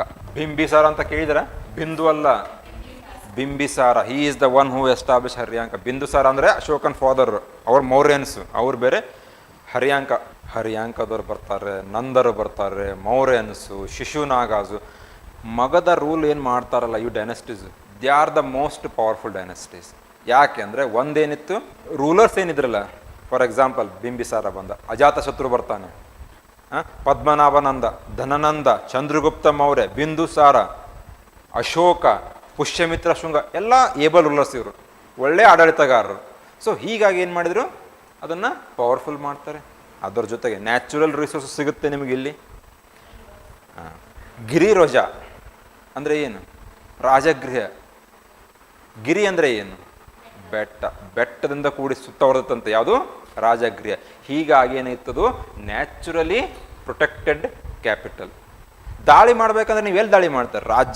ರಾಜಧಾನಿ ಮೇಲೆ ದಾಳಿ ಮಾಡಬೇಕು ತಾನೆ, ನ್ಯಾಚುರಲಿ ಪ್ರೊಟೆಕ್ಟೆಡ್ ಇದೆ. Pataliputra, it was surrounded by the rivers. Ganga ಮತ್ತೆ ಸೋನ್ ರಿವರಿಂದ ಸುತ್ತುವರೆದಿತ್ತು. ಯಾವುದು? ಪಾಟಲಿಪುತ್ರ. ಅದು ಒಂದು ನ್ಯಾಚುರಲ್ ಪ್ರೊಟೆಕ್ಷನ್ ತಾನೆ ನಿಮ್ಗೆ. ಈ ಥರ ಆಗಿ ಸೇಫ್ ಇರ್ತಾರೆ ಇವರು. ಬ್ರಿಟಿಷರು ಸೇಫ್ ಆಗಿದ್ದಕ್ಕೆ ಅದೇ ಕಾರಣ. ಇಂಡಸ್ಟ್ರಿಯಲ್ ರೆವಲ್ಯೂಷನ್ ವರ್ಲ್ಡ್ ಹಿಸ್ಟ್ರಿದಲ್ಲಿ ಓದ್ತೀರಿ ನೀವು. Y the industrial revolution for the first time occurred in England. ಅಲ್ಲೇ ಯಾಕೆ ಸ್ಟಾರ್ಟ್ ಆಗುತ್ತೆ ಅದು? ಅದೊಂದು ಐಲ್ಯಾಂಡ್, ಅದು ಸುತ್ತಮುತ್ತ ನೀರಿದೆ, ಎಲ್ಲಿ ಅಟ್ಯಾಕ್ ಮಾಡ್ತೀರಾ ನೀವು? ಸೊ ಇಲ್ಲಿ ಥರ ಏನಾಗಿತ್ತು, ಪಾಟಲಿಪುತ್ರನು ಅದೇ ಥರ ಸೇಫ್ ಇರುತ್ತೆ. And ruled by the many Abel administrators. ಕೇಳಿದ್ದಾರೆ ಮಗಧ ಮೇಲೆ, ಅದರ ಮೇಲೆ ಕೇಳಿದ್ದಾರೆ. ಆಮೇಲೆ ಮಗಧಾಸ್ ಅಂತ ಬಂತಲ್ಲ, ಮಹಾಜನಪದ ಅಂತ ಬಂದ ತಕ್ಷಣ ಏನು ಮಾಡಿದ್ದಾರೆ, ಒಂದು ಕಡೆ ಕ್ಯಾಪಿಟಲ್ಸ್, ಇನ್ನೊಂದು ಕಡೆ ಅವು ಯಾವ ಜನಪದಾಸ್. ಕ್ಯಾಪಿಟಲ್ಸ್ ಮೇಲೆ ಕ್ವಶನ್ಸ್ ಕೇಳಿದ್ದಾರೆ. ಮ್ಯಾಥ್ಸ್ ದ ಫಾಲೋಯಿಂಗಲ್ಲಿ ಕೇಳಿದ್ದಾರೆ, ಇಲ್ಲ ಪೇರ್ಸಲ್ಲಿ ಕೇಳಿದ್ದಾರೆ, ಅದು ಒಂದು ಕೇಳಿದ್ದಾರೆ. ಆಮೇಲೆ ಅಲೆಕ್ಸಾಂಡರ್ 326 BC ಇಂಡಿಯಾಗೆ ಬಂದಾಗ ಇದ್ದಂಥ ಮೇಜರ್ ಕಿಂಗ್ಡಮ್ ಅಥವಾ ಪವರ್ಫುಲ್ ಎಂಪೈರ್ ಯಾವುದಂತ ಕೇಳಿದ್ದಾರೆ. ನಂದಾಜ್ ಇರ್ತಾರೆ ಅವಾಗ, ಹೌದಾ? ಅದ್ರ ಮೇಲೆ ಕ್ವಶನ್ ಕೇಳಿದ್ದಾರೆ. ಚಂದ್ರಗುಪ್ತನ ಮೇಲೆ ಕೇಳಿದ್ದಾರೆ, ಅಶೋಕಾಸ್ ಮೇಲೆ ಕೇಳಿದ್ದಾರೆ, ಮೇನ್ಸಲ್ಲಿ ಕೇಳಿದ್ದಾರೆ. ಮಹಾಜನಪದಾಸ್ ಅಂತ ಬಂದ ತಕ್ಷಣ ನೆಕ್ಸ್ಟ್ ನೀವೇನು ಓದ್ತೀರಾ? ಮೌರ್ಯನ್ಸ್ ಬಗ್ಗೆ ಓದ್ತೀರಾ. ಪಾಲಿಸಿ ಆಫ್ ಧಮ್ಮ ಪಾಲಿಸಿ ಮೇಲೆ ಕ್ವಶನ್ ಕೇಳಿದ್ದಾರೆ. ಸೊ ಇಲ್ಲೇನು ಕೇಳ್ತಾರೆ ನಿಮಗೆ, ಕೆಲವೊಂದು ಮಹಾಜನಪದಾಸ್ ಇದ್ದು ಅವರಿಗೆ ಎರಡೆರಡು ಇರುತ್ತೆ ಕ್ಯಾಪಿಟಲ್ಸ್. ಫಾರ್ ಎಕ್ಸಾಂಪಲ್ ಇಲ್ಲಿ ರಾಜಗೃಹ ಇದು ಬೇರೆ, ಆದರೆ ಇಲ್ಲಿ ಕೆಲವೊಂದು ಹೇಗಿರುತ್ತೆ ಕಿಂಗ್ಡಮ್ಸ್ ಅಂದರೆ, they were divided by the reverse are the mountains.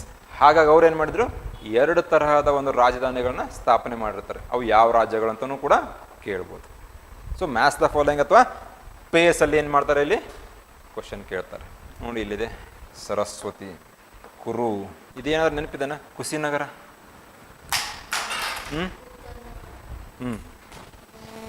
ಏನು ಕುಶಿನಗರ ಯಾರು ರಿಲೇಟೆಡ್ ಇದೆ? ಏನು ಮಾಡ್ತಾನೆ Buddha? Where he blood took the last breath. Kushinagar.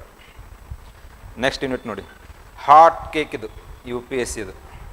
Jainism ಮತ್ತು ಬುದ್ಧಿಸಮ್. ಪ್ರಿಲಿಮ್ಸಲ್ಲೂ ಕ್ವಶನ್ ಬರುತ್ತೆ, ಮೇನ್ಸಲ್ಲೂ ಕ್ವಶನ್ ಇದೆ. ಜೈನಿಸಮ್ ಮತ್ತು ಏನೇ ಕುಟ್ಕೊಳ್ಳುತ್ತೇವೆ, ಜೈನಿಸಮ್ ಮತ್ತು ಬುದ್ಧಿಸಮ್ 6th century BC ಬರುತ್ತೆ. ಅದಕ್ಕೆ ರಿಲಿಜಿಯಸ್ ಮೂಮೆಂಟ್ ಅಂತ ಕೂಡ ಕರೀತಾರೆ. ಯಾಕೆ ಉಗಮ ಆಗುತ್ತೆ ಎರಡು ಧರ್ಮ? ಇನ್ನೊಂದು, ಇವು ಎರಡಲ್ಲ, there were around 60 emergence of 62 sects. 62. There were around emergence of 62 sects during the 6th century BC. 62 ಪಂಥಗಳು. ಆಜೀವಿಕರು ಅಂತ ಕೇಳಿದಿರ್ತಾನೆ, ಮಕ್ಕಳಿಗೆ ಘೋಷ ಅಂತ ನಿರ್ಮಾಣ ಮಾಡ್ತಾನಲ್ಲ, ಅವಾಗಲೇ ಹುಟ್ಕೊಂಡಿದ್ದು ಅದು ಕೂಡ. ಈ ಥರ ಜೈನ ಧರ್ಮ ಮತ್ತು ಬೌದ್ಧ ಧರ್ಮ ಜೊತೆ 62 ಹೊಸ ಪಂಥಗಳು ಹುಟ್ಕೊಳ್ಳುತ್ತೆ. ಆದರೆ ನಮಗೆ ನೆನಪಿರೋದು ಯಾವುದು? ಈ ಎರಡು. ಕಾಂಟ್ರಿಬ್ಯೂಷನ್ ಸ್ವಲ್ಪ ಜಾಸ್ತಿ ಇದೆ ಇವ್ರಿಗೆ, ಅದಕ್ಕೆ ಈ ಎರಡು ಹುಟ್ಕೊಳ್ಳೋದಕ್ಕೆ ಏನಾದ್ರು ಕಾರಣ ಬೇಕಲ್ಲ. ಇವಾಗ why there was an emergence of Jainism, Buddhism? Brahmans ಅನ್ನೋಕ್ಕಿಂತ ಏನು ಮಾಡಿ, dominance of the priestly class, ಪುರೋಹಿತಶಾಹಿ ವರ್ಗದ ಒಂದು ಏನಾಯ್ತು, ದಬ್ಬಾಳಿಕೆ ಇರ್ಬೋದು, ಪ್ರಾಬಲ್ಯ ಏನಾಗಿರುತ್ತೆ, ಜಾಸ್ತಿ ಆಗಿರುತ್ತೆ. ಇಬ್ಬರು ಮಹಾವೀರ ಮತ್ತು ಬುದ್ಧ ಯಾವ ವರ್ಣಕ್ಕೆ ಸೇರಿದವರು? ಇವರು ಕ್ಷತ್ರಿಯ ವರ್ಣಕ್ಕೆ ಸೇರಿದವರು. ಅದಕ್ಕೆ ಅವ್ರೇನು ಮಾಡ್ತಾರೆ, ಮೇಲಿನ ವರ್ಗದವರ ಒಂದು ಪ್ರಾಬಲ್ಯ ಅಥವಾ ದಬ್ಬಾಳಿಕೆಯನ್ನು ಅವ್ರೇನು ಮಾಡ್ತಾರೆ, they question the dominance of the upper ವರ್ಣ. ಮತ್ತು ಮೇನ್ಸಲ್ಲಿ ಕ್ವಶನ್ ಕೇಳಿದ್ದಾರೆ, ಆಗ್ತಾ ಹೇಳೋ ಭಾಷೆಯಲ್ಲಿ ಹೇಳಿದ್ರೇ ಕೆಲವೊಂದು ಅರ್ಥ ಆಗಲ್ಲ, ಇನ್ನು ತಿಳಿದಿರೋ ಭಾಷೆಯಲ್ಲಿ ಹೇಳಿದ್ರೆ ಅರ್ಥ ಆಗುತ್ತೆ. ಹೌದು ತಾನೆ? ಎಕ್ಸ್ಟೆನ್ಸಿವ್ ಯೂಸ್ ಆಫ್ ಸಂಸ್ಕೃತ ಇರ್ಬೋದು. ಮತ್ತೆ ಲೈಕ್ ವೈಶ್ಯಾಸ್, ಫೈನಾನ್ಷಿಯಲಿ ನೀವು ಯಾವಾಗ ಸ್ಟ್ರಾಂಗ್ ಆಗ್ತಿರಲ್ಲ ಅವಾಗ ನೀವೇನು ಮಾಡ್ತಾರೆ, ಸೋಷಿಯಲ್ ಸ್ಟೇಟಸ್ನ ಇಂಪ್ರೂವ್ ಮಾಡ್ಕೊಂಡು ಟ್ರೈ ಮಾಡ್ತಾರೆ. ಸೊ ಅದಕ್ಕೆ ವೈಶ್ಯಾಸ್ ಏನು ಮಾಡಿದ್ರು, ಟ್ರೇಡ್ ಆ್ಯಂಡ್ ಕಾಮರ್ಸ್ ಇದೆ, ಇವಾಗ ಅಗ್ರಿಕಲ್ಚರ್ ಇದೆ. ಅವ್ರು ಏನು ಮಾಡಿದ್ರು, ಕ್ಷತ್ರಿಯಾಸ್ಗೆ ಹೇಳಿದ್ರು, ನೀವು ಫಂಡ್ ಮಾಡ್ತೀವಿ, ನೀವು ಕ್ವಶನ್ ಮಾಡಿ, ಆಯಿತಾ? ಸೊ ಈ ಥರ ಹಲವಾರು ಥರ ಕಾರಣಗಳಿತ್ತು, ಅಲ್ಲಿ ಡಿಸ್ಕಸ್ ಮಾಡೋಣ ಅಂತೆ. ಸೊ ಈ ಥರದ್ದು ಏನಾಯಿತು, 6th centuryದಲ್ಲಿ ಜೈನಿಸಮ್ ಮತ್ತು ಬುದ್ಧಿಸಮ್. ಇಲ್ಲೇನು ಮಾಡ್ತಾರೆ, ಕೆಲವೊಂದು ಟರ್ಮ್ಸ್ ಬರುತ್ತೆ, ಆ ಟರ್ಮ್ಸ್ ಮೇಲೆ ಕ್ವಶನ್ಸ್ ಕೇಳಿದ್ದಾರೆ. ಮತ್ತು ಬುದ್ಧನ ಸಂಬಂಧಪಟ್ಟಂಥ ಎಲ್ಲ ಪ್ಲೇಸ್ ನೆನಪಿರಬೇಕು, ಅವ್ರು ಎಲ್ಲಿ ಹುಟ್ಟಿದ್ರು, ಜ್ಞಾನೋದಯ ಎಲ್ಲಾಯಿತು, ಫಸ್ಟ್ ಸರ್ಮನ್ ಅಂತ ಕರಿತೀವಿ, ಮೊದಲ ಧರ್ಮೋಪದೇಶ ಎಲ್ಲಿ ನೀಡ್ತಾರೆ, ಸಾರನಾಥದಲ್ಲಿ ನೀಡ್ತಾರೆ. ಹುಟ್ಟಿದ್ದು ಪ್ರೆಸೆಂಟ್ ಡೇ ನೇಪಾಲ್ ಇಂಡಿಯಾ ಬಾರ್ಡರಲ್ಲೇ ಇದೆ, ಅದು ನೆನಪಿಡಿ. ಫಸ್ಟ್ ಸರ್ಮನ್ ನೀಡಿದ್ದಲ್ಲಿ ಕೆಲವೊಂದು ಟರ್ಮ್ಸ್ ಬರುತ್ತೆ, ಆ ಟರ್ಮ್ಸ್ ಅಂದರೆ ಏನು, ಆಮೇಲೆ ಅಷ್ಟಾಂಗಿಕ ಮಾರ್ಗ ಅಂದರೆ ಏನು, ಅದನ್ನೆಲ್ಲ ನೆನಪಿಡಿ. ಕ್ವಶನ್ ಕಂಟಿನ್ಯೂಸ್ ಆಗಿ ಕೇಳಿದ್ದಾರೆ. ಮತ್ತು ಚೈತ್ಯ ಮತ್ತು ವಿಹಾರ, ಅದು ಇಲ್ಲಿ ಸಂಬಂಧಪಟ್ಟಿದ್ದೆ, ಹೌದು ತಾನೇ? ಇವಾಗ ಸ್ತೂಪ ಅಂದರೆ ಏನು, ಸ್ತೂಪಕ್ಕೆ, ಚೈತ್ಯಕ್ಕೆ, ವಿಹಾರಕ್ಕೆ ಏನು ಡಿಫ್ರೆನ್ಸ್? ಸ್ತೂಪ ಅಂದರೆ ಏನು? To keep the relics of the ಬುದ್ಧನಿಗೆ ಸಂಬಂಧಪಟ್ಟ ಅವಶೇಷಗಳನ್ನ ಇಡಲಿಕ್ಕೆ ನಿರ್ಮಾಣ ಮಾಡಿದ್ದ್ಯಾವುದು? ಸ್ತೂಪ. ಚೈತ್ಯ ಅಂದರೆ ಪ್ರೇಯಿಂಗ್ ಹಾಲ್, ವಿಹಾರ ಅಂದರೆ resting place for the Buddhist monks. ಮತ್ತು ಅದು ಕೇಳಿದ್ದಾರೆ, ಇದು ಬುದ್ಧಿಸ್ಟ್ ಟೆಕ್ಸ್ಟ್ ಯಾವ ಲ್ಯಾಂಗ್ವೇಜಲ್ಲಿದೆ? UPSC ಕ್ವಶನ್ ಇದೆ. Dipavamsa and Mahavamsa were composed in Pali language ಅಂತ ಸ್ಟೇಟ್ಮೆಂಟ್ ಮಾಡಿದ್ದಾರೆ ಇವರು. ಆದರೆ ಇರೋದು ಯಾವುದು? ಎಕ್ಸ್ಟೆನ್ಸಿವ್ಲಿ ಪ್ರಾಕೃತಲ್ಲೇ ಇರೋದು. ಆದರೆ ಜೈನಿಸಮ್ ಪಾಲಿಯಲ್ಲಿರೋದು, ಉಲ್ಟಾ ಮಾಡ್ತಾರೆ. ಇಲ್ಲೇ ಇದೆ ನೋಡಿ, the Buddha belong to a small gana known as Shakya gana. Kshatriyas, ಅವರ ತಂದೆ ಏನಿರ್ತಾರಲ್ಲ, ಬುದ್ಧನ ತಂದೆ ಹೆಸರೇನು? ಶುದ್ಧೋಧನ. ಒಂದು ಕತೆ ಕೇಳ್ತೀರಾ, ಶುದ್ಧೋಧನಿಗೆ ಬುದ್ಧನ ಸಂಬಂಧಪಟ್ಟಿದ್ದು. ಅಂದರೆ ಇದು ಆಗಿದೇನೋ ಇಲ್ಲೋ ಅನ್ನೋ ಕನ್ಫರ್ಮೇಷನ್ ಇಲ್ಲ. ಆದರೆ ಮೈಥಿಲಿ ಶರಣಗುಪ್ತ ಅಂತ ಹೇಳ್ಬಿಟ್ಟು ಒಬ್ಬರು ಕವಿಗಳವರು ಬುಕ್ ಬರೆದಿದ್ದಾರೆ ಒಂದು. ಅವ್ರೇನು ಮಾಡಿದ್ದಾರೆ, ಬುದ್ಧನ ಪತ್ನಿ ಹೆಸರೇನು? ಯಶೋಧರ. ಅವ್ರನ್ನ ಗಮನದಲ್ಲಿ ಇಟ್ಕೊಂಡು ಕಥೆಯನ್ನು ಬರೆದಿದ್ದಾರೆ ಇವರು. ಯಾರು? ಮೈಥಿಲಿ ಶರಣಗುಪ್ತ ಅಂತೇಳಿ. ಬುದ್ಧ ಹುಟ್ಟುತ್ತಾನೆ, ಶುದ್ಧೋಧನಿಗೆ ಚಿಕ್ಕವರಿರ್ಬೇಕಲ್ಲ, ಬುದ್ಧ ಚಿಕ್ಕವನಿರ್ಬೇಕಲ್ಲ ಹೇಳ್ಬಿಡ್ತಾರೆ ಸನ್ಯಾಸಿಗಳು. ಏನಾಗ್ತಾನೆ, ಇವನ ಹತ್ರ ವೈರಾಗ್ಯ ಜಾಸ್ತಿ ಇದೆ, ನಾಳೆ ಇವನೇನು ಮಾಡ್ತಾನೆ, ಇವನು ಸನ್ಯಾಸಿ ಆಗ್ತಾನೆ ಅಂತ ಹೇಳ್ತಾರೆ. ಸೊ ಅದಕ್ಕೆ ಶುದ್ಧೋಧನ ಏನು ಮಾಡ್ತಾನೆ, ಇವಾಗ ಪ್ರೊಟೆಕ್ಟ್ ಮಾಡ್ತಾನೆ. ಅವ್ನಿಗೆ ಹೇಳ್ತಾರೆ, ಹೊರಗಡೆ ಇದ್ದಂತಹ ಸಾವು ನೋವು ಬಗ್ಗೆ ಇವನೇನಾದರೂ ಗೊತ್ತಾದರೆ ಮನೆ ಬಿಟ್ಟು ಓಡೋಗ್ತಾನೆ ಅಂತ ಹೇಳ್ಬಿಟ್ಟಿರ್ತಾರೆ. ಸೊ ಹಾಗಾಗಿ ಇವಾಗ ಏನು ಮಾಡ್ತಾರೆ, ಪ್ರೊಟೆಕ್ಟ್ ಮಾಡ್ತಾ ಮಾಡ್ತಾ ಮಾಡ್ತಾ ಬರ್ತಾರೆ. ಮಾಡಿ 19 ವಯಸ್ಸಾಗುತ್ತೆ. ಯಾರಿಗೆ? ಸಿದ್ಧಾರ್ಥನಿಗೆ. ಇವಾಗ ಏನು ಮಾಡಬೇಕು, ಮದುವೆ ಮಾಡಬೇಕು. ಸೊ ಅವಾಗ ಹಿಂಗಾಗಿ ಏನು ಮಾಡ್ತಾರೆ, ಎಲ್ಲ ರಾಜ್ಯಕ್ಕೆ ಒಂದು ಲೆಟ್ರ್ ಬರೀತಾರೆ, ಏನು ಈ ಥರ ನಮ್ಮ ಮಗನಿಗೆ ಒಂದು ನಾವು ಕನ್ಯೆ ಹುಡುಕ್ತಾ ಇದ್ದೀವಿ ಅಂತ. ಸೊ ಯಶೋಧರನ ತಂದೆ ಬರ್ತಾರೆ, ಬಂದುಬಿಟ್ಟು ಡೈರೆಕ್ಟಾಗಿ ಸುಮ್ಮನೆ ಕೊಟ್ಟು ಮದುವೆ ಮಾಡೋದಿಲ್ಲ ಅಂತೆ, ಇಂಟರ್ವ್ಯೂ ಮಾಡ್ತಾರಂತೆ ಸಿದ್ಧಾರ್ಥಂದು. ಯಾವುದಾದ್ರು ಮತ್ತೆ ಕೆಟ್ಟ ಚಟಗಳು ಇರಬಾರ್ದಲ್ಲ ಇವಾಗ. ಸೊ ಇಲ್ಲ, ಚೆನ್ನಾಗಿದ್ದಾನೆ ಹುಡುಗ, ನೋಡಲಿಕ್ಕೂ ಚೆನ್ನಾಗಿದ್ದಾನೆ, ಒಳ್ಳೆ ಗುಣಗಳಿದ್ದಾವೆ ಅಂತ ಕೊಟ್ಟು ಮದುವೆ ಮಾಡ್ತಾರೆ. ಮುಂದೆ ಸ್ವಲ್ಪ ವರ್ಷದಲ್ಲಿ ಏನಾಗುತ್ತೆ, ರಾಹುಲ ಹುಟ್ಟುತ್ತಾನೆ. ಹುಟ್ಟಿದ ನಂತರ ಏನಾಗುತ್ತೆ, ಒಂದು ದಿವಸ ಕಿಟಕಿಯಲ್ಲಿ ನೋಡಿಬಿಡ್ತಾನಂತೆ. ಏನು ಸಿದ್ಧಾರ್ಥ, ಯಾರೊಬ್ರು ಬಿದ್ದು ಒಳ್ಳೆಯಾಡ್ತಾರಂತೆ. ಅವ್ನು ಯಾಕೆ ಹಂಗೆ ಒಳ್ಳೆಯಾಡ್ತಾವನಿ ಅಂತ ಕೇಳ್ತಾನೆ. ಇಲ್ಲ ಸ್ವಾಮಿ, ಅವ್ನಿಗೇನೋ ಹೊಟ್ಟೆ ನೋವಿದೆ, ಏನೋ ಯಾವುದೋ ಒಂದು ನೋವಿದೆ ಅಂತ ಹೇಳ್ತಾರಂತೆ. ನೋವು ಅಂದರೆ ಏನು ಅಂತ ಕೇಳ್ತಾರಂತೆ. ಅಂದರೆ ಇಲ್ಲಿವರೆಗೂ ಗೊತ್ತಿಲ್ಲ ಆ ಮನುಷ್ಯನಿಗೆ ನೋವು ಅಂದರೆ ಏನು, ಹಸಿವು ಅಂದರೆ ಏನು ಅಂತ. ಹೌದಾ, ಸರಿ ಇದ್ದರೂ ಇರ್ಬೋದು ಬಿಡು ಅಂತ. ಇನ್ನೊಂದು ದಿವಸ ಏನು ಮಾಡ್ತಾನೆ, ಯಾರೋ ಒಬ್ಬ ವ್ಯಕ್ತಿ ಮಲಗಿರ್ತಾನೆ, ಅವನು ಯಾಕಲ್ಲಿ ಮಲಗಿದ್ದಾನೆ ತಂದು ಆರಾಮ ಒಳಗಡೆ ಮನಸ್ಸಿ ತಂದೆ ಅವನು ಮಲಗಿಲ್ಲ, ಸತ್ತೋಗಿದ್ದಾನ ಅವನು. ಸಾವು ಅಂದರೆ ಏನು? ಅವಾಗ ಅವರು ಏನು ಹೇಳ್ತಾರೆ, ಇಂಟ್ರೋಸ್ಪೆಕ್ಷನ್ ಮಾಡ್ತಾನಂತೆ ಯಾರು? ಸಿದ್ಧಾರ್ಥ. ಸೊ ಸಾವು ಅಂದ್ರೇನು, ಇದ್ರ ಬಗ್ಗೆ ನಾನು ತಿಳ್ಕೊಳ್ಬೇಕಲ್ಲ. ಹೇಗೆ ತಿಳ್ಕೊಳ್ಬೇಕು? ಹೊರಗಡೆ ಹೋಗ್ಬೇಕು. ಹೊರಗಡೆ ಹೋದ ತಂದೆ ಬಿಡ್ತಾರ? ಅದಕ್ಕೇನು ಮಾಡ್ತಾನಂತೆ ಸಿದ್ಧಾರ್ಥ, ಹೋಗಿ ಶುದ್ಧೋಧನಿಗೆ ಹೇಳ್ತಾನಂತೆ, ಅಪ್ಪ ನಾನು ಈ ಥರ ಹೋಗ್ಬೇಕಂತ ಮಾಡಿದ. ಬೈತಾನಂತ ತಂದೆ, ಅಲ್ಲ ತಲೆಗೆಲೆ ಕಟ್ಟಿದೆ, ನನಗೆ ಮದುವೆ ಆಗಿದೆ, ಇನ್ನೊಂದು ಚಿಕ್ಕ ಮಗು ಇದೆ, ನಾಳೆ ಈ ರಾಜಭಾರವನ್ನು ನೋಡ್ಕೊಳ್ಳೋಂಥ ಒಂದು ರೆಸ್ಪಾನ್ಸಿಬಿಲಿಟಿ ನಿನಗಿದೆ, ತಲೆಗೆಲೆ ಹೋಗಂತ. ಸರಿ ಬಿಡು ಅಪ್ಪ ಬೈದಂತೆ ಬರ್ತಾನೆ. ಬಂದು ಯಶೋಧರಿಗೆ ಹೇಳ್ತಾನಂತ ಸಿದ್ಧಾರ್ಥ ಈ ಥರ. ಯಶೋಧರನೂ ಬೈದು ಬಿಡ್ತಾಳಂತ, ಅಲ್ಲ ಇನ್ನೂ ಮಗು ಅಡ್ಡಾಡೋಕೆ ಕೂಡ ಸ್ಟಾರ್ಟ್ ಮಾಡಿಲ್ಲ, ನೀನು ಮನೆ ಬಿಟ್ಟು ಹೋಗ್ತೀಯ ಅಂತ ಹೇಳ್ತಾರೆ ಅವಶ್ಯ. ಸೊ ಹೀಗಾಗಿ ಒಂದು ದಿವಸ ಎಲ್ಲರೂ ಮಲಗಿರ್ತಾರತ್ತೆ. ಮಲಗಿರಬೇಕಾದ್ರೆ ಯಾರಿಗೂ ಹೇಳ್ದೇನೆ ಕೇಳ್ದೇನೆ ಏನು ಮಾಡಿಬಿಡ್ತಾರೆ, ಬುದ್ಧ ಮನೆ ಬಿಟ್ಟು ಬರ್ತಾರಂತೆ. ಅದಕ್ಕೆ ಬೌದ್ಧ ಧರ್ಮದಲ್ಲಿ ಒಂದು ಟರ್ಮ್ ಇದೆ, ಅದಕ್ಕೆ ಆ ಟರ್ಮ್ ನೆನ್ಪಿಡಿ, ಮಹಾಭಿನಿಷ್ಕ್ರಮಣ. ಮಹಾಭಿನಿಷ್ಕ್ರಮಣ ಅಂದರೆ ಏನು? ಬುದ್ಧ ಲೋಕ ಕಲ್ಯಾಣಕ್ಕಾಗಿ ಮನೆ ಬಿಟ್ಟು ಬರೋದು, ಸುಮ್ಮನೆ ಯಾವುದಕ್ಕೂ ಮನೆ ಬಿಟ್ಟು ಓಡೋದಲ್ಲ. ಮತ್ತೆ Mahabhinishkramana means the Buddha left the home in not to search the truth. ಅದಕ್ಕೆ ನಾವೇನಂತ ಕರಿತೀವಿ, 4 ನೋಬಲ್ ಟ್ರುತ್ಸ್. ಹೌದಾ ಅಲ್ವ? ಏನು 4 ನೋಬಲ್ ಟ್ರುತ್ಸ್? ಜಗತ್ತಿನಲ್ಲಿ ದುಃಖ ತುಂಬಿದೆ, ಆ ದುಃಖಕ್ಕೆ ಕಾರಣ ಏನು? ಬುದ್ಧ ಏನು ಹೇಳಿದರು? ಆಸೆ ಅಂತ ಹೇಳಿದರು. ಇವಾಗಿನ ಕಂಟೆಕ್ಸ್ಟಲ್ಲಿ ಆಸೆ ದುಃಖಕ್ಕೆ ಮೂಲ ಅಲ್ಲ, ದುರಾಸೆ ದುಃಖಕ್ಕೆ ಮೂಲ. ಹೌದಾ ಇಲ್ವ? ಅದೇ 4 ನೋಬಲ್ ಟ್ರುತ್ಸ್ ಅವರು ಹೇಳಿದ್ರು. ಮಹಾಭಿನಿಷ್ಕ್ರಮಣ ಅಂದ್ರೇನು? ಬುದ್ಧ ಮನೆ ಬಿಟ್ಟು ಆ ಒಂದು ಸತ್ಯವನ್ನು ಶೋಧನೆ ಮಾಡಲಿಕ್ಕೆ ಬರುವಂತಹ ಒಂದು ಘಟನೆ ಯಾವುದು? ಮಹಾಭಿನಿಷ್ಕ್ರಮ. ಇವಾಗ ಬಂದ್ರು, ಇವಾಗ ಜಾಸ್ತಿ ನೋವು ಯಾರಿಗಾಗ್ಬೋದು? ಆಬ್ವಿಯಸ್ಲಿ. ಅವಾಗ ಯಶೋಧರ ಹೇಳ್ತಾರಂತೆ, ಸ್ವಾಮಿ ಗಯೇ ತೋ ಗಯೇ ಪರ್ ಚೋರಿ ಗಯೇ. ನನ್ನ ಗಂಡ ಏನು ಮಾಡಿದ್ರು, ಇವಾಗ ಮನೆ ಬಿಟ್ಟು ಹೋದ್ರು. ಎದಕ್ಕೆ ಹೋದ್ರು? ಲೋಕ ಕಲ್ಯಾಣಕ್ಕಾಗಿ ಹೋಗಿದ್ದಾರೆ, ಸತ್ಯವನ್ನು ಶೋಧನೆ ಮಾಡ್ಲಿಕ್ಕೆ ಹೋಗಿದ್ದಾರೆ, ಅದ್ರ ಖುಷಿ ಇದೆ. ಆದರೆ ಹೇಗೆ ಹೋದ್ರು? ಚೋರಿ ಗಯೇ. ನನಗೆ ಹೇಳ್ದೇನೆ ಹೋದ್ರಲ್ಲ ಇವರು. ಇನ್ ಕೇಸ್ ನನಗೆ ಏನಾದ್ರು ಒಪ್ಸಿದ್ರೆ ನಾನು ಒಪ್ಕೋಬೋದಿತ್ತು. ಸೊ ಯಶೋಧರ ಏನು ಮಾಡ್ತಾರೆ, ಕೊರಿತಾ ಬರ್ತಾರೆ. ಬುದ್ಧ ಏನು ಮಾಡ್ತಾರೆ, ಇವಾಗ 6 ವರ್ಷಗಳ ಕಾಲ ಅಲೆದಾಡ್ತಿರ್ತಾರೆ. ಅಲೆದಾಡಬೇಕಾದ್ರೆ ಅವ್ರ ಜೊತೆ 5 ಜನ ಶಿಷ್ಯರಿರ್ತಾರೆ. ಇವ್ರದ್ದು ಅಲೆದಾಡೋದು ನೋಡಿ ಅವ್ರು ಬಿಟ್ಟು ಹೋಗ್ಬಿಡ್ತಾರಂತೆ. ಸಾಕು ಮರ ಇವ್ರು ಎಲ್ಲಿ ನೀವು ಅಡ್ಡಾಡಿ ನಿಮ್ಮ ಜೊತೆ ಅಂತ ಹೇಳ್ಬಿಟ್ಟು ಫೈನಲಿ ಏನಾಗುತ್ತೆ, ಬೋಧಗಯದಲ್ಲಿ ಅವ್ರಿಗೆ ಏನಾಯಿತು, 6 ವರ್ಷ ಅಲ್ಲ 12 ವರ್ಷ ಅವ್ರು ಏನು ಮಾಡಿರ್ತಾರೆ, 30ನೇ ವಯಸ್ಸಿಗೇನೋ ಮನೆ ಬಿಟ್ಟಿರ್ತಾರೆ. 42ನೇ ವಯಸ್ಸಿಗೆ ಅವ್ರಿಗೆ ಏನಾಗುತ್ತೆ, ಜ್ಞಾನೋದಯ ಆಗುತ್ತೆ. ಜ್ಞಾನೋದಯ ಆದಮೇಲೆ ಫಸ್ಟ್ ಅವ್ರು ಏನು ಮಾಡ್ತಾರೆ, 5 ಜನ ಮುಂಚೆ ಏನು ಶಿಷ್ಯ ಅಂದ್ರಲ್ಲ ಅವ್ರಿಗೆ ಕರೆಸ್ತಾರಂತೆ. ಕರೆಸಿಬಿಟ್ಟು ಅವರು ಮುಂದೆ ನೀಡಿದಂತಹ ಬೋಧನೆ ಯಾವುದು? ಸಾರನಾಥದಲ್ಲಿ. ಇವಾಗ ಇವ್ರು ಬೋಧನೆ ನೀಡಿ ಭಾರತ ತುಂಬ ಏನು ಮಾಡೋದು, ಪ್ರವಾಸ ಮಾಡಿ ಜನರಲ್ಲಿ ಏನು ಮಾಡ್ತಾರೆ ಅಂದ್ರೆ ಅರಿವನ್ನು ಮೂಡಿಸ್ಲಿಕ್ಕೆ ಟ್ರೈ ಮಾಡ್ತಿರ್ತಾರೆ. ಅವಾಗ ಏನಾಗುತ್ತೆ, ಶುದ್ಧೋಧನ ನ್ಯೂಸ್ ಬರುತ್ತೆ, ಯಾವುದೋ ಒಂದು TV9 ಯಾವುದೋ ಒಂದು ನ್ಯೂಸ್ ಬರುತ್ತಂತೆ, ಈ ಥರ ಬುದ್ಧ ಅಳದಾಡ್ತಿದ್ದಾರೆ, ಪ್ರಸಿದ್ಧ ಆಗಿರ್ತಾರಲ್ಲ, ಫೇಮಸ್ ಆಗಿರ್ತಾರೆ. ಅವಾಗ ಏನು ಮಾಡ್ತಾರೆ, ಒಂದು 4 ಜನ ಸೈನಿಕರನ್ನು ಕೊಟ್ಟು ಕಳಿಸ್ತಾರೆ, ಹೋಗ್ಬಿಟ್ಟು ನನ್ನ ಮಗನ ಕರ್ಕೊಂಬನ್ನಿ ಅಂತೇಳಿ. ಅವ್ರು ಹೋಗ್ತಾರೆ. ಹೋಗ್ಬಿಟ್ಟು ಹೋದವ್ರು ವಾಪಸ್ ಬರೋದೇ ಇಲ್ಲ, ಬುದ್ಧನ ಭಕ್ತರಾಗಿಬಿಡ್ತಾರಂತೆ. ಬುದ್ಧಂ ಶರಣಂ ಹೋದ್ರೆ ಬರಲಿ, ಮತ್ತೊಂದು 4 ಜನಕ್ಕೆ ಕಳಿಸ್ತಾನಂತೆ ಶುದ್ಧೋಧನ. ಅವರೂ ಬರೋದಿಲ್ಲ ಇವಾಗ ವಾಪಸ್. ಸೊ ಲಾಸ್ಟ್ ಏನಾಗಿರುತ್ತೆ, ಬುದ್ಧವನು ಚಿಕ್ಕವನಿರಬೇಕಾದ್ರೆ ಬುದ್ಧನಿಗೆ ಬೆಸ್ಟ್ ಫ್ರೆಂಡ್ ಹತ್ತ ಇದ್ದಂತೆ, ಅದೇ ಮನೆಯಲ್ಲೇ ಪ್ಯಾಲೇಸಲ್ಲೇ. ಶುದ್ಧೋಧನ ಅವನಿಗೆ ಕರೆಸ್ತಾನೆ. ಕರೆಸ್ಬಿಟ್ಟು ಏನು ಮಾಡ್ತಾನೆ, ಈ ಥರ ಹೋಗ್ಬಿಟ್ಟು ಬುದ್ಧನಿಗೆ ಹೇಳು. ಆದರೆ ಬುದ್ಧ ಏನೋ ಬೋಧನೆ ಮಾಡೋಕ್ಕಿಂತ ಮೊದಲು ಏನು ಹೇಳಿ, ನೀನು ನಿನ್ನ ತಂದೆ ಕಾಯ್ತಿದ್ದಾರೆ ಅಂತ ಹೇಳು, ಇಲ್ಲ ಅಂದ್ರೆ ನೀನು ಓದೋನು ವಾಪಸ್ ಬರೋದು ಗೊತ್ತಿರುತ್ತೆ. ಇವನು ಹೋಗ್ತಾನೆ. ಹೋಗ್ಬಿಟ್ಟು ಬುದ್ಧ ಏನೋ ಹೇಳಿಕ್ಕೆ ಬರ್ತಾನೆ, 1 ನಿಮಿಷ ತಂದೆ ವೇಟಿಂಗ್, ನಡಿ ಮೊದಲು. ಹೌದಾ ಅಂತ, ಹೌದು ಆಯ್ತು ಹೋಗೋಣ ಬಾ, ಇನ್ನೊಂದು ಕತೆ ಹೇಳ್ತಾನೆ ಬಾ ಅಂತ ಕೂಡಿಸ್ತಾನೆ. ಕತೆ ಹೇಳ್ತಾನೆ. ಅವನು ಇವಾಗ ಏನಾಗ್ತಾನೆ, ಶಿಷ್ಯನಾಗ್ಬಿಡ್ತಾನೆ. ಆದರೆ ನ್ಯೂಸ್ ಮಾತ್ರ ಮುಟ್ಟಿತ್ತು ಇವಾಗ, ನನ್ನ ತಂದೆ ಈ ಥರ ಕಾಯ್ತಿದ್ದಾರೆ ಅಂತ.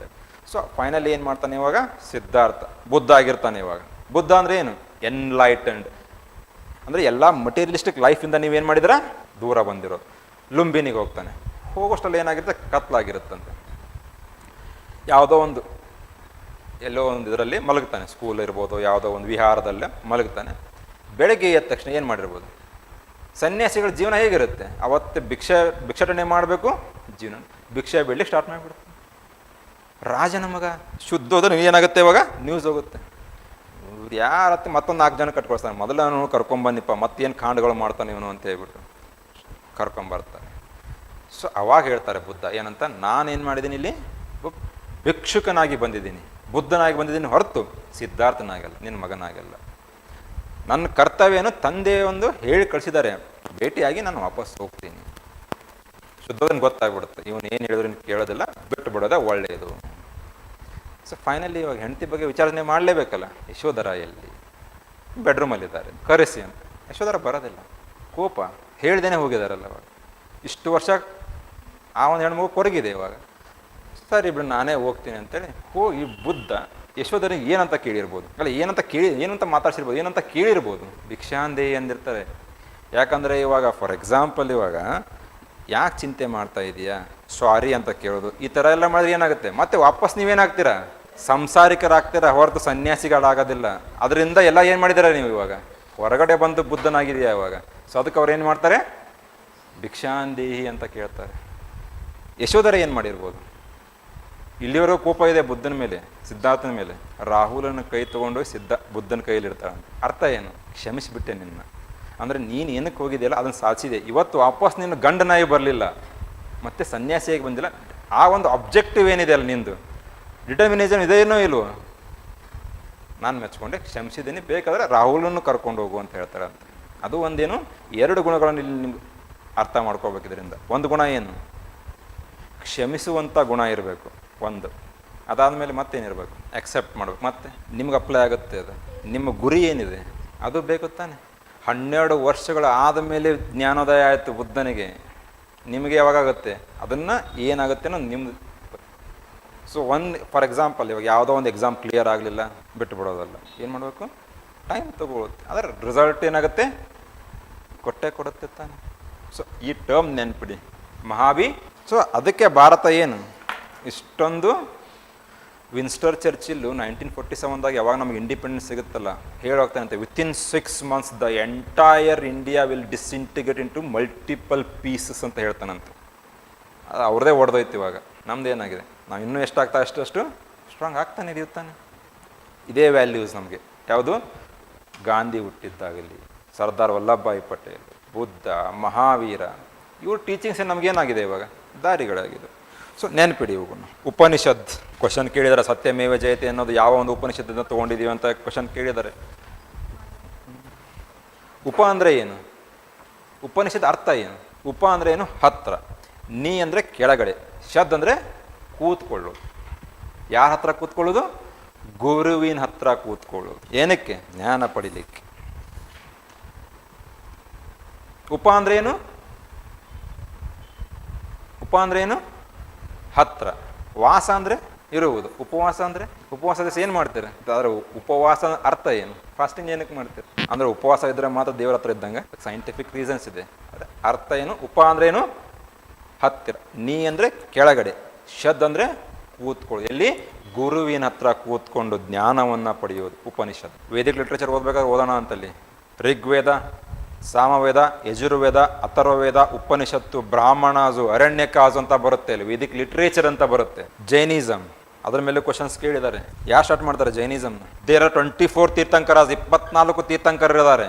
ಋಷಭನಾಥನಿಂದ ಸ್ಟಾರ್ಟ್ ಆಗುತ್ತೆ. ಆದರೆ ಮೊದಲಿನ 22 ತೀರ್ಥಂಕರರ ಬಗ್ಗೆ ನಮಗೆ ಯಾವುದೇ ತರಹದ ಹಿಸ್ಟಾರಿಕಲ್ ಎವಿಡೆನ್ಸಸ್ ಇಲ್ಲ, ಐತಿಹಾಸಿಕ ಪುರಾವೆಗಳಿಲ್ಲ. ಟ್ರೆಡಿಷನಲಿ ಇದ್ದಾವೆ, ಪಾರಂಪರಿಕ ಇದ್ದಾವೆ, ಆದರೆ ಹಿಸ್ಟಾರಿಕಲ್ ಎವಿಡೆನ್ಸ್ ಇಲ್ಲ. ಲಾಸ್ಟ್ ಇಬ್ಬರು ಮಾತ್ರ ನಮಗೇನಿದೆ ಎವಿಡೆನ್ಸಸ್. 24 ತೀರ್ಥಂಕರರು. 24ನೇ ಯಾರು, Vardhamana. He also belong to a Kshatriya varna who questioned the dominance of the priestly class. Vajji ಅಂತ ನೋಡಿರ್ಬೇಕು ನೀವು ಇಲ್ಲಿ, ವಜ್ಜಿ, ವೈಶಾಲಿ, ಇಲ್ಲಿ ಅವರು ಜನ್ಮ. 5 ಓಸ್ ಆಫ್ ಜೈನಿಸಮ್ ಅಂತ ಬರುತ್ತೆ. 5 ಓಸ್ ಅಥವಾ ಓತ್ ಅಂತ ನಾವೇನು ಕರಿತೀವಲ್ಲ ಅದು ಬರುತ್ತೆ. ನಾನ್ ವೈಲೆನ್ಸ್, ಆಸ್ತೇಯ, ಅಪರಿಗ್ರಹ, ಬ್ರಹ್ಮಚಾರ್ಯ ಅಂತ ಬರುತ್ತೆ. ಅದರಲ್ಲಿ ಒಂದು ಮಾತ್ರ ಮಹಾವೀರ ಆ್ಯಡ್ ಮಾಡ್ತಾರೆ. ಯಾವುದು, ಸೆಲಿಬಸಿ ಅವ್ರ ಬ್ರಹ್ಮಚಾರ್ಯ. ನಾನ್ ಸ್ಟೀಲಿಂಗು ಅವೆಲ್ಲ ಏನಿದೆ ಮುಂಚೆನೇ ಇತ್ತು, ಆದರೆ ಬ್ರಹ್ಮಚಾರ್ಯ ಅಥವಾ ಸೆಲಿಬಸಿ ಅನ್ನೋದೇನಾಗುತ್ತೆ ಅದು 5ನೇ ಒಂದು ಓತ್. ಅದನ್ನು ಆ್ಯಡ್ ಮಾಡೋದು ಯಾರು, ಮಹಾವೀರ. ಕ್ವಶನ್ ಕೇಳಿದ್ದಾರೆ. ಜೈನಿಸಮ್, ಬುದ್ಧಿಸಮ್ ಓದಬೇಕಾದ್ರೆ ಅಲ್ಲಿ ಬೇರೆ ಬೇರೆ ಇದು ಬರುತ್ತೆ. ಬುದ್ಧಿಸಮ್ ಓದಬೇಕಾದ್ರೆ ಪೀಠಕಗಳು ಅಂತ ಬರುತ್ತೆ 3, ಸುತ್ತ ಪೀಠಕ, ಅಭಿಧಮ್ಮ ಪೀಠಕ, ಅವಿನಯ ಪೀಠಕ ಅಂತ ಹೇಳ್ಬಿಟ್ಟು ಬರುತ್ತೆ. ಆಮೇಲೆ ಜೈನ್ ಕೌನ್ಸಿಲ್ಸ್ ಮೇಲೆ, ಬುದ್ಧಿಸ್ಟ್ ಕೌನ್ಸಿಲ್ಸ್ ಮೇಲೆ ಕ್ವಶನ್ಸ್ ಕೇಳಿದ್ದಾರೆ. ಫಸ್ಟ್ ಬುದ್ಧಿಸ್ಟ್ ಕೌನ್ಸಿಲ್ ಯಾರು ಆರ್ಗನೈಸ್ ಮಾಡಿದ್ರು, ಯಾರು ಹೆಡ್ ಪ್ರಿಸೈಡೆಡ್ ಇತ್ತು, ಅಧ್ಯಕ್ಷರು ಯಾರಿದ್ರು, ಯಾವಾಗಿದ್ರು, ಅದನ್ನು ಯಾರು ಆಯೋಜನೆ ಮಾಡಿದರು. ಎಷ್ಟಾಗಿದೆ ಇಲ್ಲಿವರೆಗೂ ಬುದ್ಧಿಸ್ಟ್ ಕೌನ್ಸಿಲ್ಸ್? 6. ಅಂದರೆ ಮಾಡರ್ನ್ ಟೈಮ್ಸಲ್ಲಿ 2 ಆಗಿದೆ. ಮತ್ತೆ ಅಂದರೆ ಏನ್ಸಿಯಂಟ್ ಟೈಮ್ಸ್ ಅಂದರೆ ಅಲ್ಲಿವರೆಗೂ ಏನಾಗಿದೆ 4. ಅದಾದಮೇಲೆ ಮಾಡರ್ನ್ ಟೈಮ್ಸಲ್ಲಿ 2 ಆಗುತ್ತೆ ಬರ್ಮಾದಲ್ಲಿ. ಜೈನ್ ಕೌನ್ಸಿಲ್ಸ್ ಬಗ್ಗೆ ನೆನ್ಪಿಡಿ. ಆಮೇಲೆ ಮೇನ್ಸಲ್ಲಿ ಕ್ವಶನ್ಸ್ ಕೇಳ್ತಾರೆ, reasons for the growth of Buddhism and Jainism ಅಂತ ಕೇಳ್ತಾರೆ. ಇಲ್ಲ decline for Jainism and Buddhism.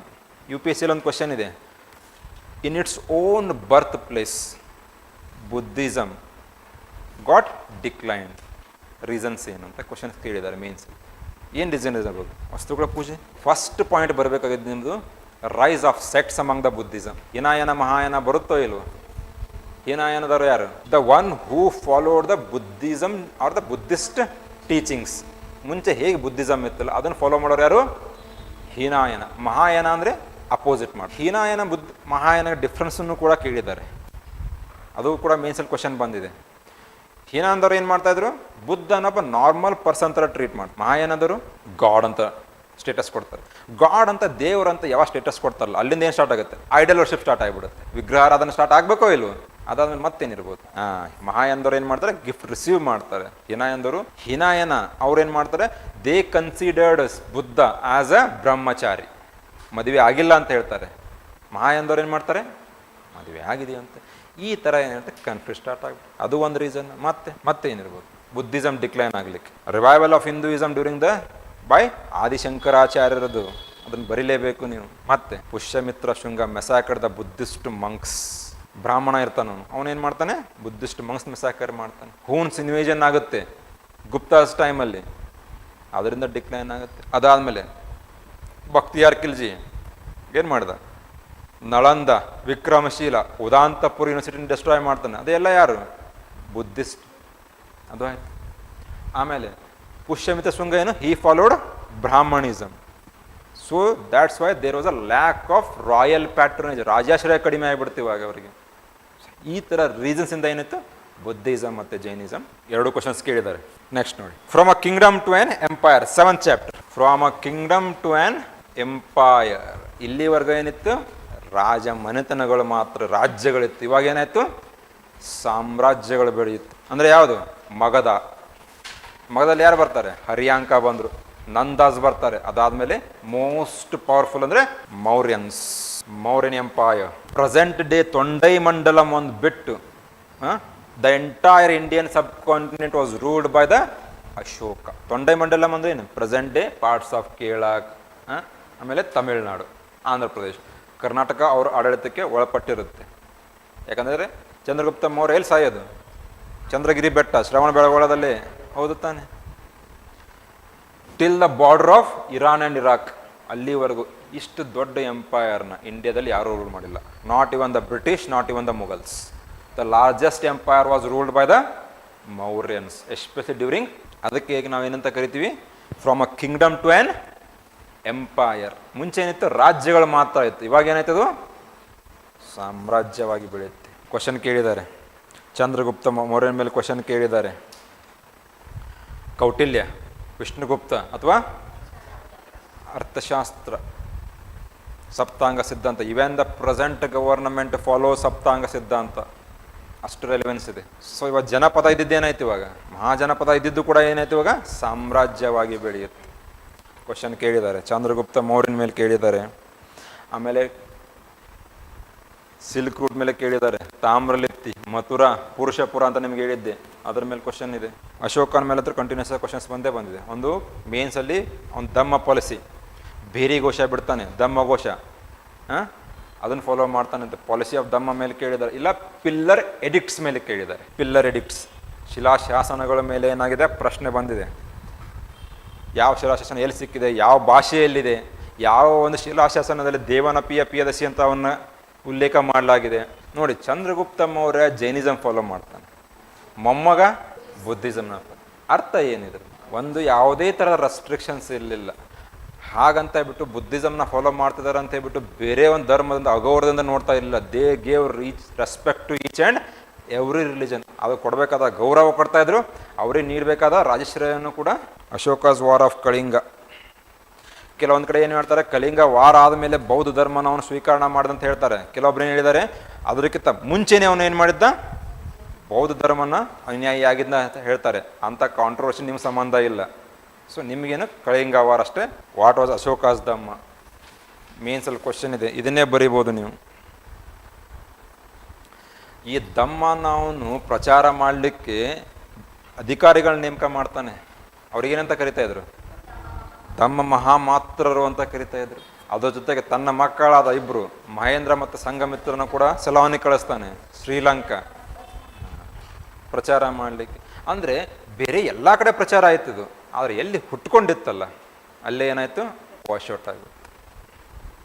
Present south eastern countries most of them follow Buddhism, ಆದರೆ ಬೇರೆ ಬೇರೆ ಬುದ್ಧಿಸಮ್ನ ಫಾಲೋ ಮಾಡ್ತಾರೆ. ಒಬ್ರು ಹೀನಾಯನ ಬುದ್ಧಿಸಮ್, ಒಬ್ಬರು ಮಹಾಯಾನ ಬುದ್ಧಿಸಮ್, ಕೆಲವೊಬ್ರು ವಜ್ರಾಯನ ಬುದ್ಧಿಸಮ್. ಫಾರ್ ಎಕ್ಸಾಂಪಲ್ ಬರ್ಮಾ ಮತ್ತು ನೇಪಾಳದಲ್ಲಿ ಏನಿದೆ, ವಜ್ರಾಯನ ಬುದ್ಧಿಸಮ್ನ ಫಾಲೋ ಮಾಡ್ತಾರೆ. ಈ ಥರ ಬೇರೆ ಬೇರೆ ಬುದ್ಧಿಸಮ್ನ ಕ್ವಶನ್ ಕೇಳಿದ್ದಾರೆ. ಅಶೋಕನ್ ಮೇಲೆ ಆಗಿರ್ಬೋದು, ಧರ್ಮ ಮಹಾಮಾತ್ರ ಕ್ವಶನ್ ಗ್ಯಾರಂಟಿ ಕೇಳ್ತಾರೆ. ನೆಕ್ಸ್ಟ್ ಯೂನಿಟ್ ನೋಡಿ, ವಿಲೇಜಸ್ ಟೌನ್ಸ್ ಆ್ಯಂಡ್ ಟ್ರೇಡ್. ಇದು ಮೇನ್ಸ್ಗೆ ಹೆಲ್ಪ್ ಆಗುತ್ತೆ ನಿಮಗೆ. ಇಲ್ಲಿ ನೋಡಿ ಕೆಲವೊಂದು ಟರ್ಮ್ಸ್ ಇದೆ ನೋಡಿ. ಅಪಾರ್ಟ್ ಫ್ರಮ್ ದ ಗ್ರಾಮ ಭೋಜಕ ಅಂತ ಇದೆ, ಗೃಹಪತಿ ಅಂತ ಇದೆ, ದಾಸ ಕರ್ಮಕಾರ ಅಂತ ಇದೆ. ಈ ಥರ ಟರ್ಮ್ಸ್ ಏನು ಮೀನಿಂಗ್ ಕೊಡ್ತಾ ಇತ್ತು, ಏನು ಡಿನೋಟ್ ಮಾಡ್ತಾ ಇತ್ತು ಅಂತ ಕೇಳ್ತಾರೆ. ಈ ಪದಗಳ ಏನನ್ನು ಸೂಚಿಸುತ್ತವೆ ಅಂತ ನೆನಪಿಡಿ. ಪಂಚಮಾರ್ಕ್ಡ್ ಕಾಯಿನ್ಸ್ ಎಲ್ಲಿ ಸಿಕ್ಕಿದೆ ಏನು, ಆಮೇಲೆ ಕಾಯಿನ್ಸ್ ಅಂತ ರಿಲೇಟ್ ಅಂತ ಬಂದಾಗ ಯಾರು ಗೋಲ್ಡ್ ಕಾಯಿನ್ ಇಂಟ್ರೊಡ್ಯೂಸ್ ಮಾಡಿದ್ದಾರೆ ಅಂತ ಕೇಳ್ತಾರೆ. ಇಂಡಿಯಾದಲ್ಲಿ ನಂಬರ್ ಆಫ್ ಗೋಲ್ಡ್ ಕಾಯಿನ್ಸ್ ಹೆಚ್ಚಿಗೆ ಯಾರು ಮಾರ್ಕೆಟಿಗೆ ತೊಗೊಂಬಂದಿದ್ದಾರೆ ಅಂತ ಕೇಳಿದ್ದಾರೆ. ಅದಾದಮೇಲೆ ಇಲ್ಲಿ ಇನ್ನೊಂದು ಬರುತ್ತೆ, ಇಲ್ಲಿ ಸಂಗಮೇಜ್ ಅಂತ ಬರುತ್ತೆ. ಇಲ್ಲಿ ಅದ್ರ ಬಗ್ಗೆ ಸ್ಟಡಿ ಮಾಡೋಣ. ಸಂಗಮೇಜ್ ಅಂದರೆ ಏನು, ಯಾವಾಗ ಸ್ಟಾರ್ಟ್ ಆಗುತ್ತೆ? ಆ್ಯಕ್ಚುಲಿ ಇಂಡಿಯಾದಲ್ಲಿ ಭಕ್ತಿ ಮೂಮೆಂಟ್ ಅಂತ ಸ್ಟಾರ್ಟ್ ಆಗೋದು ಸಂಗಮ್ ಪೀರಿಯಡಿಂದನೇ. ಯಾವಾಗ? Around 6th century BC. ಆವಾಗಲೇ ಸಂಗಮೇಜ್. ಸಂಗಮ್ ಅಂದರೆ ಏನು? ಒಂದೇ ಕಡೆ ಸೇರುವುದಕ್ಕೆ ಸಂಗಮ ಅಂತ ಕರೀತಾರೆ. ಕವಿಗಳು ಏನು ಮಾಡ್ತಿದ್ರು, ಒಂದು ಕಡೆ ಸೇರ್ತಾ ಇದ್ರು, ಸೇರಿಬಿಟ್ಟು ಸಾಹಿತ್ಯ ರಚನೆಯನ್ನು ಮಾಡ್ತಾ ಇದ್ರು. ಅದಕ್ಕೆ ಸಂಗಮ ಅಂತ ಕರೀತಾರೆ. ಈ ಸಂಗಮೇಜ್ ಇರಬೇಕಾದ್ರೆ 3 ರಾಜಮನೆತನಗಳಿದ್ದು, ಎಸ್ಪೆಷಲಿ ಸದರ್ನ್ ಪಾರ್ಟ್ ಆಫ್ ಇಂಡಿಯಾದಲ್ಲಿ. ಯಾರ್ಯಾರು? ಚೋಳಾಸ್, ಚೇರಾಸ್, ಅವ್ರ ಬಗ್ಗೆ ಸ್ಟಡಿ ಮಾಡೋಣ. ಅದು ಮೆಡಿವಲ್ ಸ್ಟಡಿ ಮಾಡೋಣ ಅವ್ರ ಬಗ್ಗೆ. ಯಾಕಂದ್ರೆ ಅವ್ರದ್ದು ಏನ್ಸಿಯಂಟಲ್ಲಿ ಅಷ್ಟು ಇಂಪಾರ್ಟೆನ್ಸ್ ಇಲ್ಲ. ಸಂಗಮೇಜ್ ಬರುತ್ತೆ, ಅಲ್ಲಿ ಕೆಲವೊಂದು ವರ್ಡ್ ಇದು ಕೇಳಿದ್ದಾರೆ. ಈ ಟೆಕ್ಸ್ಟ್ನ ಯಾರು ಕಂಪೋಸ್ ಮಾಡಿದ್ದಾರೆ, ಏನು, ಟೋಳ ಕಪಿಯಂ ಅಂತ ಬರುತ್ತೆ, ಎಟ್ಟು ಟೊಗೊಯ್ ಅಂತ ಬರುತ್ತೆ. ಸೊ ಅಲ್ಲಿ ಸ್ಟಡಿ ಮಾಡೋಣ. ಸಂಗಮೇಜ್ ಮೇನ್ಸಲ್ಲಿ ಸಂಗಮೇಜ್ ಮೇಲೆ ಕ್ವಶನ್ ಕೇಳಿದ್ದಾರೆ. ಯಾವ ಥರ ಕೇಳಿದರೆ, ಸೋಷಿಯೋ ಎಕಾನಾಮಿಕ್ ಸಿಸ್ಟಮ್ ಮೇಲೆ ಕೇಳಿದ್ದಾರೆ ಸಂಗಮೇಜಲ್ಲಿ. ಆ ಒಂದು ಸಾಮಾಜಿಕ ಮತ್ತು ಆರ್ಥಿಕ ವ್ಯವಸ್ಥೆ ಹೇಗಿತ್ತು ಅಂತ ಸಂಗಮೇಜ್ ಮೇಲೆ ಕ್ವಶನ್ ಇದೆ ಮೇನ್ಸಲ್ಲಿ, ಸೋಷಿಯೋ ಎಕಾನಮಿಕ್ ಸಿಸ್ಟಮ್. ಆಮೇಲೆ ಇಂಡೋ ಗ್ರೀಕ್ಸಿಂದ ಇಂಡಿಯಾ ಮೇಲೆ ಏನಾದರೂ ಇಂಪ್ಯಾಕ್ಟ್ ಆಗಿದೆ ಅಂತ ಕ್ವಶನ್ ಕೇಳಿದ್ದಾರೆ ಮೇನ್ಸಿಂದ. ಫಾರ್ ಎಕ್ಸಾಂಪಲ್ ಅಲೆಕ್ಸಾಂಡರ್ ಏನು ಮಾಡ್ತಾನೆ, 326 BC ಬಂದುಬಿಟ್ಟು ಹೋಗ್ತಾನೆ. ಬ್ಯಾಟಲ್ ಆಫ್ ಹೈಡಸ್ಪಸ್ ಅಂತ ನಿಮ್ಗೆ ಹೇಳಿದ್ದೆ, ಹೌದಾ? ಅದು ಬಂದು ಹೋದ್ಮೇಲೆ ಕೆಲವೊಬ್ಬರು ಗ್ರೀಕ್ಸ್ ಏನಾಗಿದ್ರು, ಇಲ್ಲೇ ಉಳ್ಕೊಳ್ತಾರೆ. ಅದರಿಂದ ಇಂಡಿಯಾದ ಕಲ್ಚರ್ ಮೇಲೆ ಏನಾದರೂ ಇಂಪ್ಯಾಕ್ಟ್ ಆಗಿದೆ ಅಂತ ಕೇಳಿದ್ದಾರೆ. ಫಾರ್ ಎಕ್ಸಾಂಪಲ್ ಗಾಂಧಾರ ಅದೇನು, ಹೆಲ್ನಿಸ್ಟಿಕ್ಕು ಮತ್ತು ಲೋಕಲ್ ಟ್ರೆಡಿಷನ್ ಏನು ಮಿಶ್ರಣ ಆಗಿ ಕಂಪೋಸ್ ಆಗಿ ಬಂದಿದ್ದೆ ಯಾವುದು, ಗಾಂಧಾರ. ಈ ಥರ ಕೆಲವೊಂದು ನಮ್ಮ ಸಂಸ್ಕೃತಿ ಮೇಲೆ ಏನಾಗಿದೆ, ಇಂಪ್ಯಾಕ್ಟ್ ಆಗಿದೆ. ಮೀನ್ಸಲ್ಲಿ ಕ್ವಶನ್ ಇದೆ. 9th chapter, new empires and kingdoms. Especially ಇಲ್ಲೇನು ಮಾಡ್ತೀರಾ, ಗುಪ್ತಾಸ್. ಅಲ್ಲ ಒಂದು ಟರ್ಮ್ ಇದೆ ನೋಡಿ, ಪ್ರಶಸ್ತಿ ಅಂತ ಇದೆ. ಪ್ರಶಸ್ತಿ ಅಂದ ತಕ್ಷಣ ಯಾವುದೋ ಒಂದು ಅವಾರ್ಡ್ ಅಲ್ಲ, ಮತ್ತೆ ಇನ್ಸ್ಕ್ರಿಪ್ಷನ್ಸ್ ಅಂತ ನಾವು ಏನು ಕರಿತೀವಲ್ಲ, ಐಹೊಳೆ ಇನ್ಸ್ಕ್ರಿಪ್ಷನ್ ಅಂತ ಓದಿದೆ ತಾನೆ, ರೈವೈ ಕೀರ್ತಿ, ಇಮ್ಮಡಿ ಪುಲಕೇಶಿದು. ಸೊ ಪ್ರಶಸ್ತಿ ಅಂದ್ರೇ ಇನ್ಸ್ಕ್ರಿಪ್ಷನ್ಸ್, ಕನ್ಫ್ಯೂಸ್ ಆಗಬೇಡಿ. ಆ ಇನ್ಸ್ಕ್ರಿಪ್ಷನ್ಸ್ ನೆನಪಿಡಿ. ಫಾರ್ ಎಕ್ಸಾಂಪಲ್ ಸಮುದ್ರಗುಪ್ತನ ಸಂಬಂಧಪಟ್ಟಿದ್ದ ಕೆಲವೊಂದು ಇನ್ಸ್ಕ್ರಿಪ್ಷನ್ಸ್ ಇರುತ್ತೆ. ಇವಾಗ ಅಲಹಾಬಾದ್ ಪಿಲ್ಲರ್ ಇನ್ಸ್ಕ್ರಿಪ್ಷನ್ ಇರ್ಬೋದು, ಇಮ್ಮಡಿ ಪುಲಕೇಶಿ, ಈ ಥರ ಕೆಲವೊಂದು ಇನ್ಸ್ಕ್ರಿಪ್ಷನ್ಸ್ ಬರುತ್ತೆ. ಕೇಳ್ತಾರೆ ಕ್ವಶನ್. ಇಬ್ಬರು ಬಂದರು ನೋಡಿ ಇಲ್ಲಿ, ಹರ್ಷವರ್ಧನ ಬಂದ ಮತ್ತು ಬಾದಾಮಿ ಚಾಲುಕ್ಯರು, ಪಲ್ಲವಾಸ್ ಬಂದರು. ಆದರೆ ಇದಕ್ಕಿಂತ ಮುಂಚೆ ಯಾರು ಬಂದಿರ್ತಾರೆ, ಗುಪ್ತಾಸ್ ಬಂದಿರ್ತಾರೆ. ಗುಪ್ತಾಸು ಮೇನ್ಸು ಮತ್ತು ಪ್ರಿಲಿಮ್ಸು ಎರಡರಲ್ಲೂ ಕ್ವಶನ್ ಬಂದೇ ಬರುತ್ತೆ. ಒಂದು ಸೈನ್ಸ್ ಆ್ಯಂಡ್ ಟೆಕ್ನಾಲಜಿ ಕಾಂಟ್ರಿಬ್ಯೂಷನ್ ಜಾಸ್ತಿ ಇದೆ ಗುಪ್ತಾಸ್ದು, ಲಿಟ್ರೇಚರ್ ಜಾಸ್ತಿ ಇದೆ, ಆರ್ಕಿಟೆಕ್ಚರ್ಗೂ ಕೂಡ ಜಾಸ್ತಿ ಇದೆ. ಯಾಕಂದರೆ ಸಿಂಗಲ್ ಸ್ಟ್ಯಾಂಡಿಂಗ್ ಅಥವಾ ಇಂಡಿಪೆಂಡೆಂಟ್ ಟೆಂಪಲ್ಸ್ನ ಕನ್ಸ್ಟ್ರಕ್ಟ್ ಸ್ಟಾರ್ಟ್ ಮಾಡೋದು ಯಾವ ಟೈಮ್ ಪೀರಿಯಡಿಂದ, ಗುಪ್ತಾಸ್ ಟೈಮ್ ಪೀರಿಯಡಿಂದ. ಅಲ್ಲಿವರೆಗೂ ಏನಿತ್ತು, ಕೇವ್ ಆರ್ಕಿಟೆಕ್ಚರ್, ಗುಹಾಲಯದ ಮೇಲೆ ಮಾತ್ರ ಜಾಸ್ತಿ ಏನು ಮಾಡ್ತಾಯಿದ್ರು, ಫೋಕಸ್ ಮಾಡ್ತಾಯಿದ್ರು. ಗುಪ್ತಾಸ್ ಟೈಮಿಂದ ಏನಾಗುತ್ತೆ, ಸಿಂಗಲ್ ಸ್ಟ್ಯಾಂಡಿಂಗ್ ಮಾನ್ಯುಮೆಂಟ್ಸ್ ಅಂದರೆ ಟೆಂಪಲ್ಸ್ ಕನ್ಸ್ಟ್ರಕ್ಷನ್ ಜಾಸ್ತಿ ಸ್ಟಾರ್ಟ್ ಆಗುತ್ತೆ. So science and technology, literature, art and architecture ಪ್ರಿಲಿಮ್ಸಲ್ಲೂ ಬರುತ್ತೆ, ಮೇನ್ಸಲ್ಲೂ ಬರುತ್ತೆ. ಫಾರ್ ಎಕ್ಸಾಂಪಲ್ ವರಹ ಮೀರ ಬರೆದಿರೋ ಬುಕ್ ಯಾವ್ದು, ಭಾಸ್ಕರಾಚಾರ್ಯ ಬುಕ್ ಯಾವುದು, ಈ ಥರ ಮ್ಯಾಥ್ಸ್ ದ ಫಾಲೋಯಿಂಗ್ ಇಲ್ಲ ಪೇರ್ಸಲ್ಲಿ ಕ್ವಶನ್ಸ್ನ ಕೇಳ್ತಾರೆ. ಅದಾದಮೇಲೆ ಬರೋನು ಯಾರು, ಪುಷ್ಯಭೂತಿ ಕಿಂಗ್ಡಮ್. ದ ಲಾಸ್ಟ್ ಯಾರು, ಹರ್ಷವರ್ಧನ. ಪುಷ್ಯಭೂತಿ, ಹರ್ಷವರ್ಧನ ಬಾದಾಮಿ ಚಾಲುಕ್ಯಸ್. ಯಾರು ಎಸ್ಟಾಬ್ಲಿಷ್ ಮಾಡ್ತಾರೆ ಬಾದಾಮಿ ಚಾಲುಕ್ಯಸ್, ತೈಲಪಟ್ಟು ಕಲ್ಯಾಣಿ ಚಾಲುಕ್ಯಸ್ ಹೋದ್ರಿ ನೀವು. ಇಂಡಿಪೆಂಡೆಂಟ್ ಆಗಿ ರೂಲ್ ಮಾಡೋದು 1ನೇ ಪುಲಕೇಶಿ, ಕಂಪ್ಲೀಟ್ ಇಂಡಿಪೆಂಡೆಂಟ್. ಆದರೆ ಆಲ್ರೆಡಿ ಏನಾಗಿರ್ತಾರೆ, ಇಬ್ಬರು ಬಂದು ಹೋಗಿರ್ತಾರೆ ಮುಂಚೆ.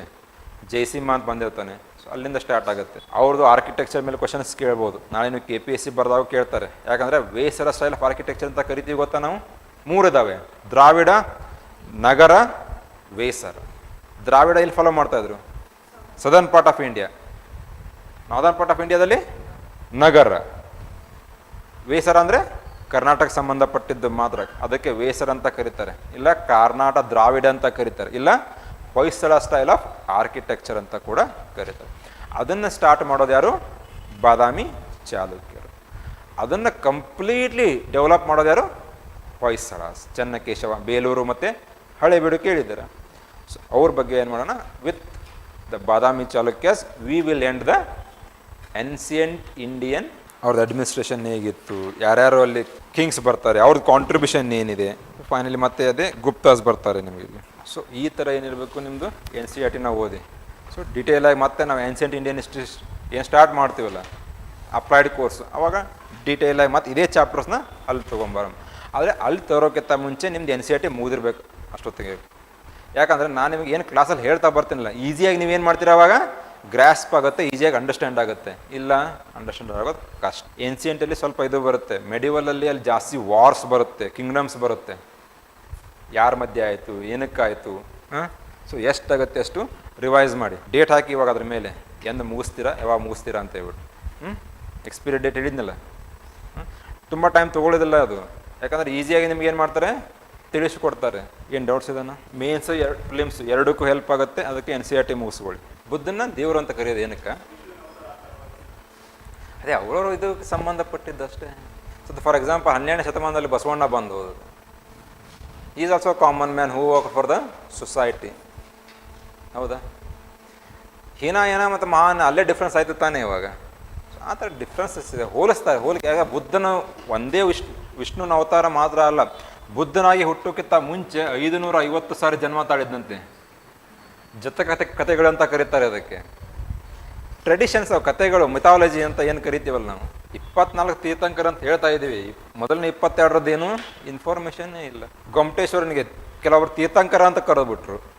ಅದರ ಗೊಮ್ಮಟೇಶ್ವರ ಬಾಹುಬಲಿ ಯಾರು? ಋಷಭನಾಥನ ಮಗ. 12 ವರ್ಷಕ್ಕೊಮ್ಮೆ ಯಾಕೆ ಮಹಾಮಸ್ತಕಾಭಿಷೇಕ ಆಗುತ್ತೆ ಅಂತ ಕೇಳಿದರು. ಅದಕ್ಕೆ ಬೇರೆ ಬೇರೆ ಸಿದ್ಧಾಂತಗಳಿದ್ದಾವೆ. ಕೆತ್ತನೆ ಮಾಡಲಿಕ್ಕೆ 12 ವರ್ಷ ಆಯ್ತು ಅಂತ ಒಬ್ಬರು ಹೇಳ್ತಾರೆ. ಬಾಹುಬಲಿ ಏನು ಮಾಡಿದರು, ಮೌಂಟ್ ಕೈಲಾಸ ಅಂತ ಕೈಲಾಸ ಪರ್ವತದ ಮೇಲೆ ಜ್ಞಾನಕ್ಕೆ ಕೂತ್ಕೊಳ್ತಾರೆ, ಅದಾದ ಮೇಲೆ ಮೋಕ್ಷ ಸಿಗುತ್ತೆ ಅಂತ ಹೇಳ್ತಾರೆ. ಆ ಮೋಕ್ಷ ಸಿಗಬೇಕಾದ್ರೆ ಅವರು 12 ವರ್ಷ ತಪಸ್ಸು ಮಾಡಿದೆ ಅಂತ ಹೇಳ್ತಾರೆ. ಅದಕ್ಕೆ ಮಹಾಮಸ್ತಕಾಭಿಷೇಕ 12 ವರ್ಷ ನಡೆಯುತ್ತೆ ಅಂತ ಹೇಳ್ತಾರೆ. ಅದಕ್ಕೆ ಹೇಳಿದ್ನಲ್ಲ ಒಂದ್ಸಲ UN ಏನಾಗಿತ್ತು, ಸಭೆ ನಡೆದತ್ತೆ, ಯುನೈಟೆಡ್ ನೇಷನ್ಸ್ ಇದೆಯಲ್ಲ, ಸಭೆ ನಡೆದತ್ತಂತೆ. ಎಲ್ಲರೂ ಏನು ಮಾಡಿದಂತೆ, ಎಲ್ಲ ನೇಷನ್ದವರು ಪಾರ್ಟಿಸಿಪೇಟ್ ಮಾಡಿದ್ರಂತಲ್ಲಿ. ಮಾಡಿರ್ಬೇಕಾದ್ರೆ ಎಲ್ಲರಿಗೂ ಒಂದು ಅವಕಾಶ ಕೊಟ್ಟಿರ್ತಾರೆ. ನಿಮ್ಮ ದೇಶದ ಇತಿಹಾಸದ ಬಗ್ಗೆ ನೀವೇನು ಮಾಡಿ ಹೇಳ್ಕೋಬಹುದು ಅಂತ ಹೇಳಿ. ಫಸ್ಟ್ US ಎದ್ದು ನಿಂತ್ರಂತೆ, ನಮ್ಮ 1785 ನಮ್ಗೆ ಇಂಡಿಪೆಂಡೆನ್ಸ್ ಸಿಕ್ಕಿದೆ, ನಾವು ಓಲ್ಡ್ ಲೀಡರ್ಸ್, ಹಾಗೆ ಬ್ರಿಟಿಷರು ನಾವೆಲ್ಲರ ಮೇಲೆ ರೂಲ್ ಮಾಡಿದ್ವಿ, ಹಾಗೆ ಹೀಗೆ ಅಂತ. ಆಮೇಲೆ ಪಾಕಿಸ್ತಾನದವ್ರು ನಮ್ಮ ಅಣ್ಣತಮ್ಮರು ಎದ್ದು ನಿಂತಿರತ್ತೆ ಪಕ್ಕದಲ್ಲಿ. ನಿಂತ್ಬಿಟ್ಟು ಏನಿದೆ ಎಲ್ಲ ಇಲ್ಲೇ ಇದೆ, 5 ನಿಮಿಷ ಕೂತ್ಕೊಂಡ್ಬಿಟ್ರತ್ತೆ. ಆಮೇಲೆ ಇಂಡಿಯಾದವ್ರು ಎದ್ದು ನಿಂತ್ರಂತೆ. ಎಲ್ಲರೂ ಒಬ್ಬೊಬ್ಬರು ಮೆಂಬರ್ಸು ಖಾಲಿ ಮಾಡ್ಲಿಕ್ಕೆ ಸ್ಟಾರ್ಟ್ ಮಾಡಿದಂತೆ. ಯಾಕೆ ಸರ್? 10 ವರ್ಷ 20 ವರ್ಷದ ಹಳೇದು 1000 ವರ್ಷದ ಇತಿಹಾಸ ಇದೆ, ಕೇಳ್ಕೊಂಡು ಕೂತ್ರೆ ನಮಗಿಲ್ಲಿ ಟೈಮ್ ಇರುತ್ತೆ ಸರ್ ಅಂತ ಎದ್ದು ಹೋಗ್ಬಿಟ್ರಂತೆ. ಅಂದರೆ ಅಷ್ಟೊಂದು ಪ್ರಾಚೀನವಾದದ್ದು ಒಂದು ಇತಿಹಾಸ ಇರೋದು. ಅದ್ರ ಜೊತೆಗೇನಿದೆ, ಇಂಟರ್ಪ್ರಿಟೇಷನ್ಸ್ ಜಾಸ್ತಿ, ಕಾಂಟ್ರವರ್ಸೀಸ್ ಜಾಸ್ತಿ. ನಮ್ಮದು ಕಾಂಕ್ರೀಟ್ ಇನ್ಫಾರ್ಮೇಷನ್ ಕರೆಕ್ಟ್ ಆಗಿಲ್ಲ. ಹೌದು ತಾನೆ? ಬುದ್ಧನ ಬಗ್ಗೆ ಹೇಳ್ತೀವಿ, 550 ಜನ್ಮಗಳ ಬಗ್ಗೆ ಹೇಳ್ತಾ ಹೋದರೆ ಪರಿಸ್ಥಿತಿ ಏನಾಗಬಾರ್ದು. ಇನ್ನೊಂದು, ಆ ವ್ಯಕ್ತಿಗಳು ದೇವರು ಏನಕ್ಕಾದ್ರು ಒಳ್ಳೇದು ಮಾಡಿದ್ರು ದೇವರಾದರು. ದೇವರಾಗಿದ್ದಕ್ಕೆ ಒಳ್ಳೇದು ಮಾಡೋದಲ್ಲ. ಒಳ್ಳೇದು ಮಾಡಿದ್ರೆ ಏನಾಗ್ತೀರ ನೀವು? ಬಸವೇಶ್ವರರು 12ನೇ ಶತಮಾನದಲ್ಲ, ಆಗಿನ ಟೈಮಲ್ಲಿ ಏನು ಮಾಡಿದ್ರು, ಕಾಸ್ಟ್ ಸಿಸ್ಟಮ್ ವಿರುದ್ಧ ಹೋರಾಟ ಮಾಡ್ತಾರೆ. ಜನ ಏನು ಮಾಡ್ತಾರೆ ಅಂತ ಅವ್ರನ್ನ ಊರಿಗೆ ಓಡಿಸ್ಬಿಡ್ತಾರಂತ. ರಾಜಾರಾಮ್ ಮೋಹನ್ ರಾಯ್ ಅವರು ಸತಿ ಪದ್ಧತಿ ವಿರುದ್ಧ ಅವ್ರು ಏನು ಮಾಡ್ತಾಯಿದ್ರು, ಫೈಟ್ ಮಾಡ್ತಾಯಿದ್ರು. ತಾಯಿನೇ ಹೊರಗಡೆ ಹಾಕ್ತಾರಂತೆ ಅವ್ರನ್ನ. ಅವ್ರ ತಾಯಿನೇ ರಾಜಾರಾಮ್ ಮೋಹನ್ ರಾವ್ ಏನು ಮಾಡ್ತಾರಂತೆ, ನೀನು ಮಾಡ್ತಾ ಇರೋದು ಸರಿ ಅಲ್ಲ ಅಂತ ಹೇಳ್ಬಿಟ್ಟು ಹೊರಗಡೆ ಆಗ್ತಾರತ್ತೆ ಮನೆ ಬಿಟ್ಟು. ಆದವ್ರು ಬಿಡಲಿಲ್ಲ. ಫೈನಲಿ 1829 ಏನು ಮಾಡಿದ್ರು, William Bentinck prohibited the return mind ಆಗಿರ್ಬೇಕು. ನನಗೆ ಬೇಕು ಬೇಡ ಮಾರ್ಕೆಟಿಗೆ ಏನು ತರಕ್ಕೆ ಹೋಗಿರ್ತಾರೆ ಅದನ್ನೇ ತೊಗೊಂಡು ಬರಬೇಕು. ಕೆಲವರು IAS ಆಗ್ಲಿಕ್ಕಂತ ಬಂದಿರ್ತೀವಿ, ಲಾಸ್ಟಲ್ಲಿ ಯಾವುದೋ ಬ್ಯಾಂಕ್ ಹೌದು ಅದು ಮಾಡಿ. ಆದರೆ ನಿಮ್ಮ ಟಾರ್ಗೆಟ್ ಏನಿರುತ್ತೆ, ರಿವೈಸ್ ಮಾಡಲಿಲ್ಲ. ನನಗೆ ಹೇಳಿದಿಲ್ಲ, ಹಿಸ್ಟ್ರಿ ಮೋಸ್ಟ್ ಡೇಂಜರಸ್ ಆಗಿಬಿಡುತ್ತೆ. ಇದು 20+ ಕ್ವಶನ್ಸು ಪ್ರಿಲಿಮ್ಸಲ್ಲಿ ಬಂದೇ ಬರುತ್ತೆ, ಮೇನ್ಸಲ್ಲೂ ಬಂದೇ ಬರುತ್ತೆ. ಆದರೆ ವರ್ಲ್ಡ್ ಹಿಸ್ಟ್ರಿ ಕಂಪೇರ್ ಮಾಡಿದ್ರೆ ವರ್ಲ್ಡ್ ಹಿಸ್ಟ್ರಿ ಏನು ಮಾಡ್ತಾರೆ, 1 ವರ್ಷ ಕೇಳಿರೋದಿಲ್ಲ. 1 ವರ್ಷ 1 ಕ್ವಶನ್ನು 2 ಕ್ವಶನ್ನು ಬರುತ್ತೆ. ಫಾರ್ ಎಕ್ಸಾಂಪಲ್ 2022ದಲ್ಲಿ ಓಲ್ಡ್ ಹಿಸ್ಟ್ರಿ ಮೇಲೆ ಒಂದು ಕ್ವಶನ್ ಇಲ್ಲ, ಹಾಗಂತೇಳಿ ಬಿಟ್ಟರೆ ಆ ವರ್ಷ ಗ್ಯಾರಂಟಿ ಬರುತ್ತೆ. UPSC ಅನ್ನೋದು unpredictable service commission. Most saddest people ಕೂತ್ಕೊಂಡಿರೋದ್ರಲ್ಲಿ ಗೊತ್ತಿರುತ್ತೆ ಅವ್ರು ನೀವು ಏನು ಓದಿದ್ದೀರಾ, ಏನು ಬಿಟ್ಟಿದ್ದೀರಾ ಅಂತೇಳಿ. ಸೊ ಅದಕ್ಕೇನು ಮಾಡಿ, ನೆಗ್ಲೆಕ್ಟ್ ಮಾಡಿಬಿಡಿ, ರಿವೈಸ್ ಮಾಡಿ. ಸೊ ನಾಳೆಯಿಂದ ಏನು ಮಾಡೋಣ, 7th ಸ್ಟ್ಯಾಂಡರ್ಡ್ ಏನಿದೆ ಅಲ್ಲ, ಅಲ್ಲಿ ಏನೇನು ಟಾಪಿಕ್ಸ್ ಇದೆ, ಕ್ವಶನಲ್ಲಿ ಯಾವ ಥರ ರೈಸ್ ಆಗುತ್ತೆ ಏನು. ಸೊ ನಾನು ಟಾಪಿಕ್ಸ್ ಹೇಳ್ತಾ ಇರ್ತೇನಲ್ಲ, ಅಲ್ಲಿ ಬರ್ಕೊಂಬಿಡಿ. ಮೇನ್ಸಲ್ಲಿ ಎಲ್ಲಿ ರೈಸ್ ಆಗುತ್ತೆ, ಪ್ರಿಲಿಮ್ಸಲ್ಲಿ ಎಲ್ಲಿ ರೈಸ್ ಆಗುತ್ತೆ ಅಂತ ನೋಟ್ ಮಾಡ್ಕೊಳ್ಳಿ. Thank you.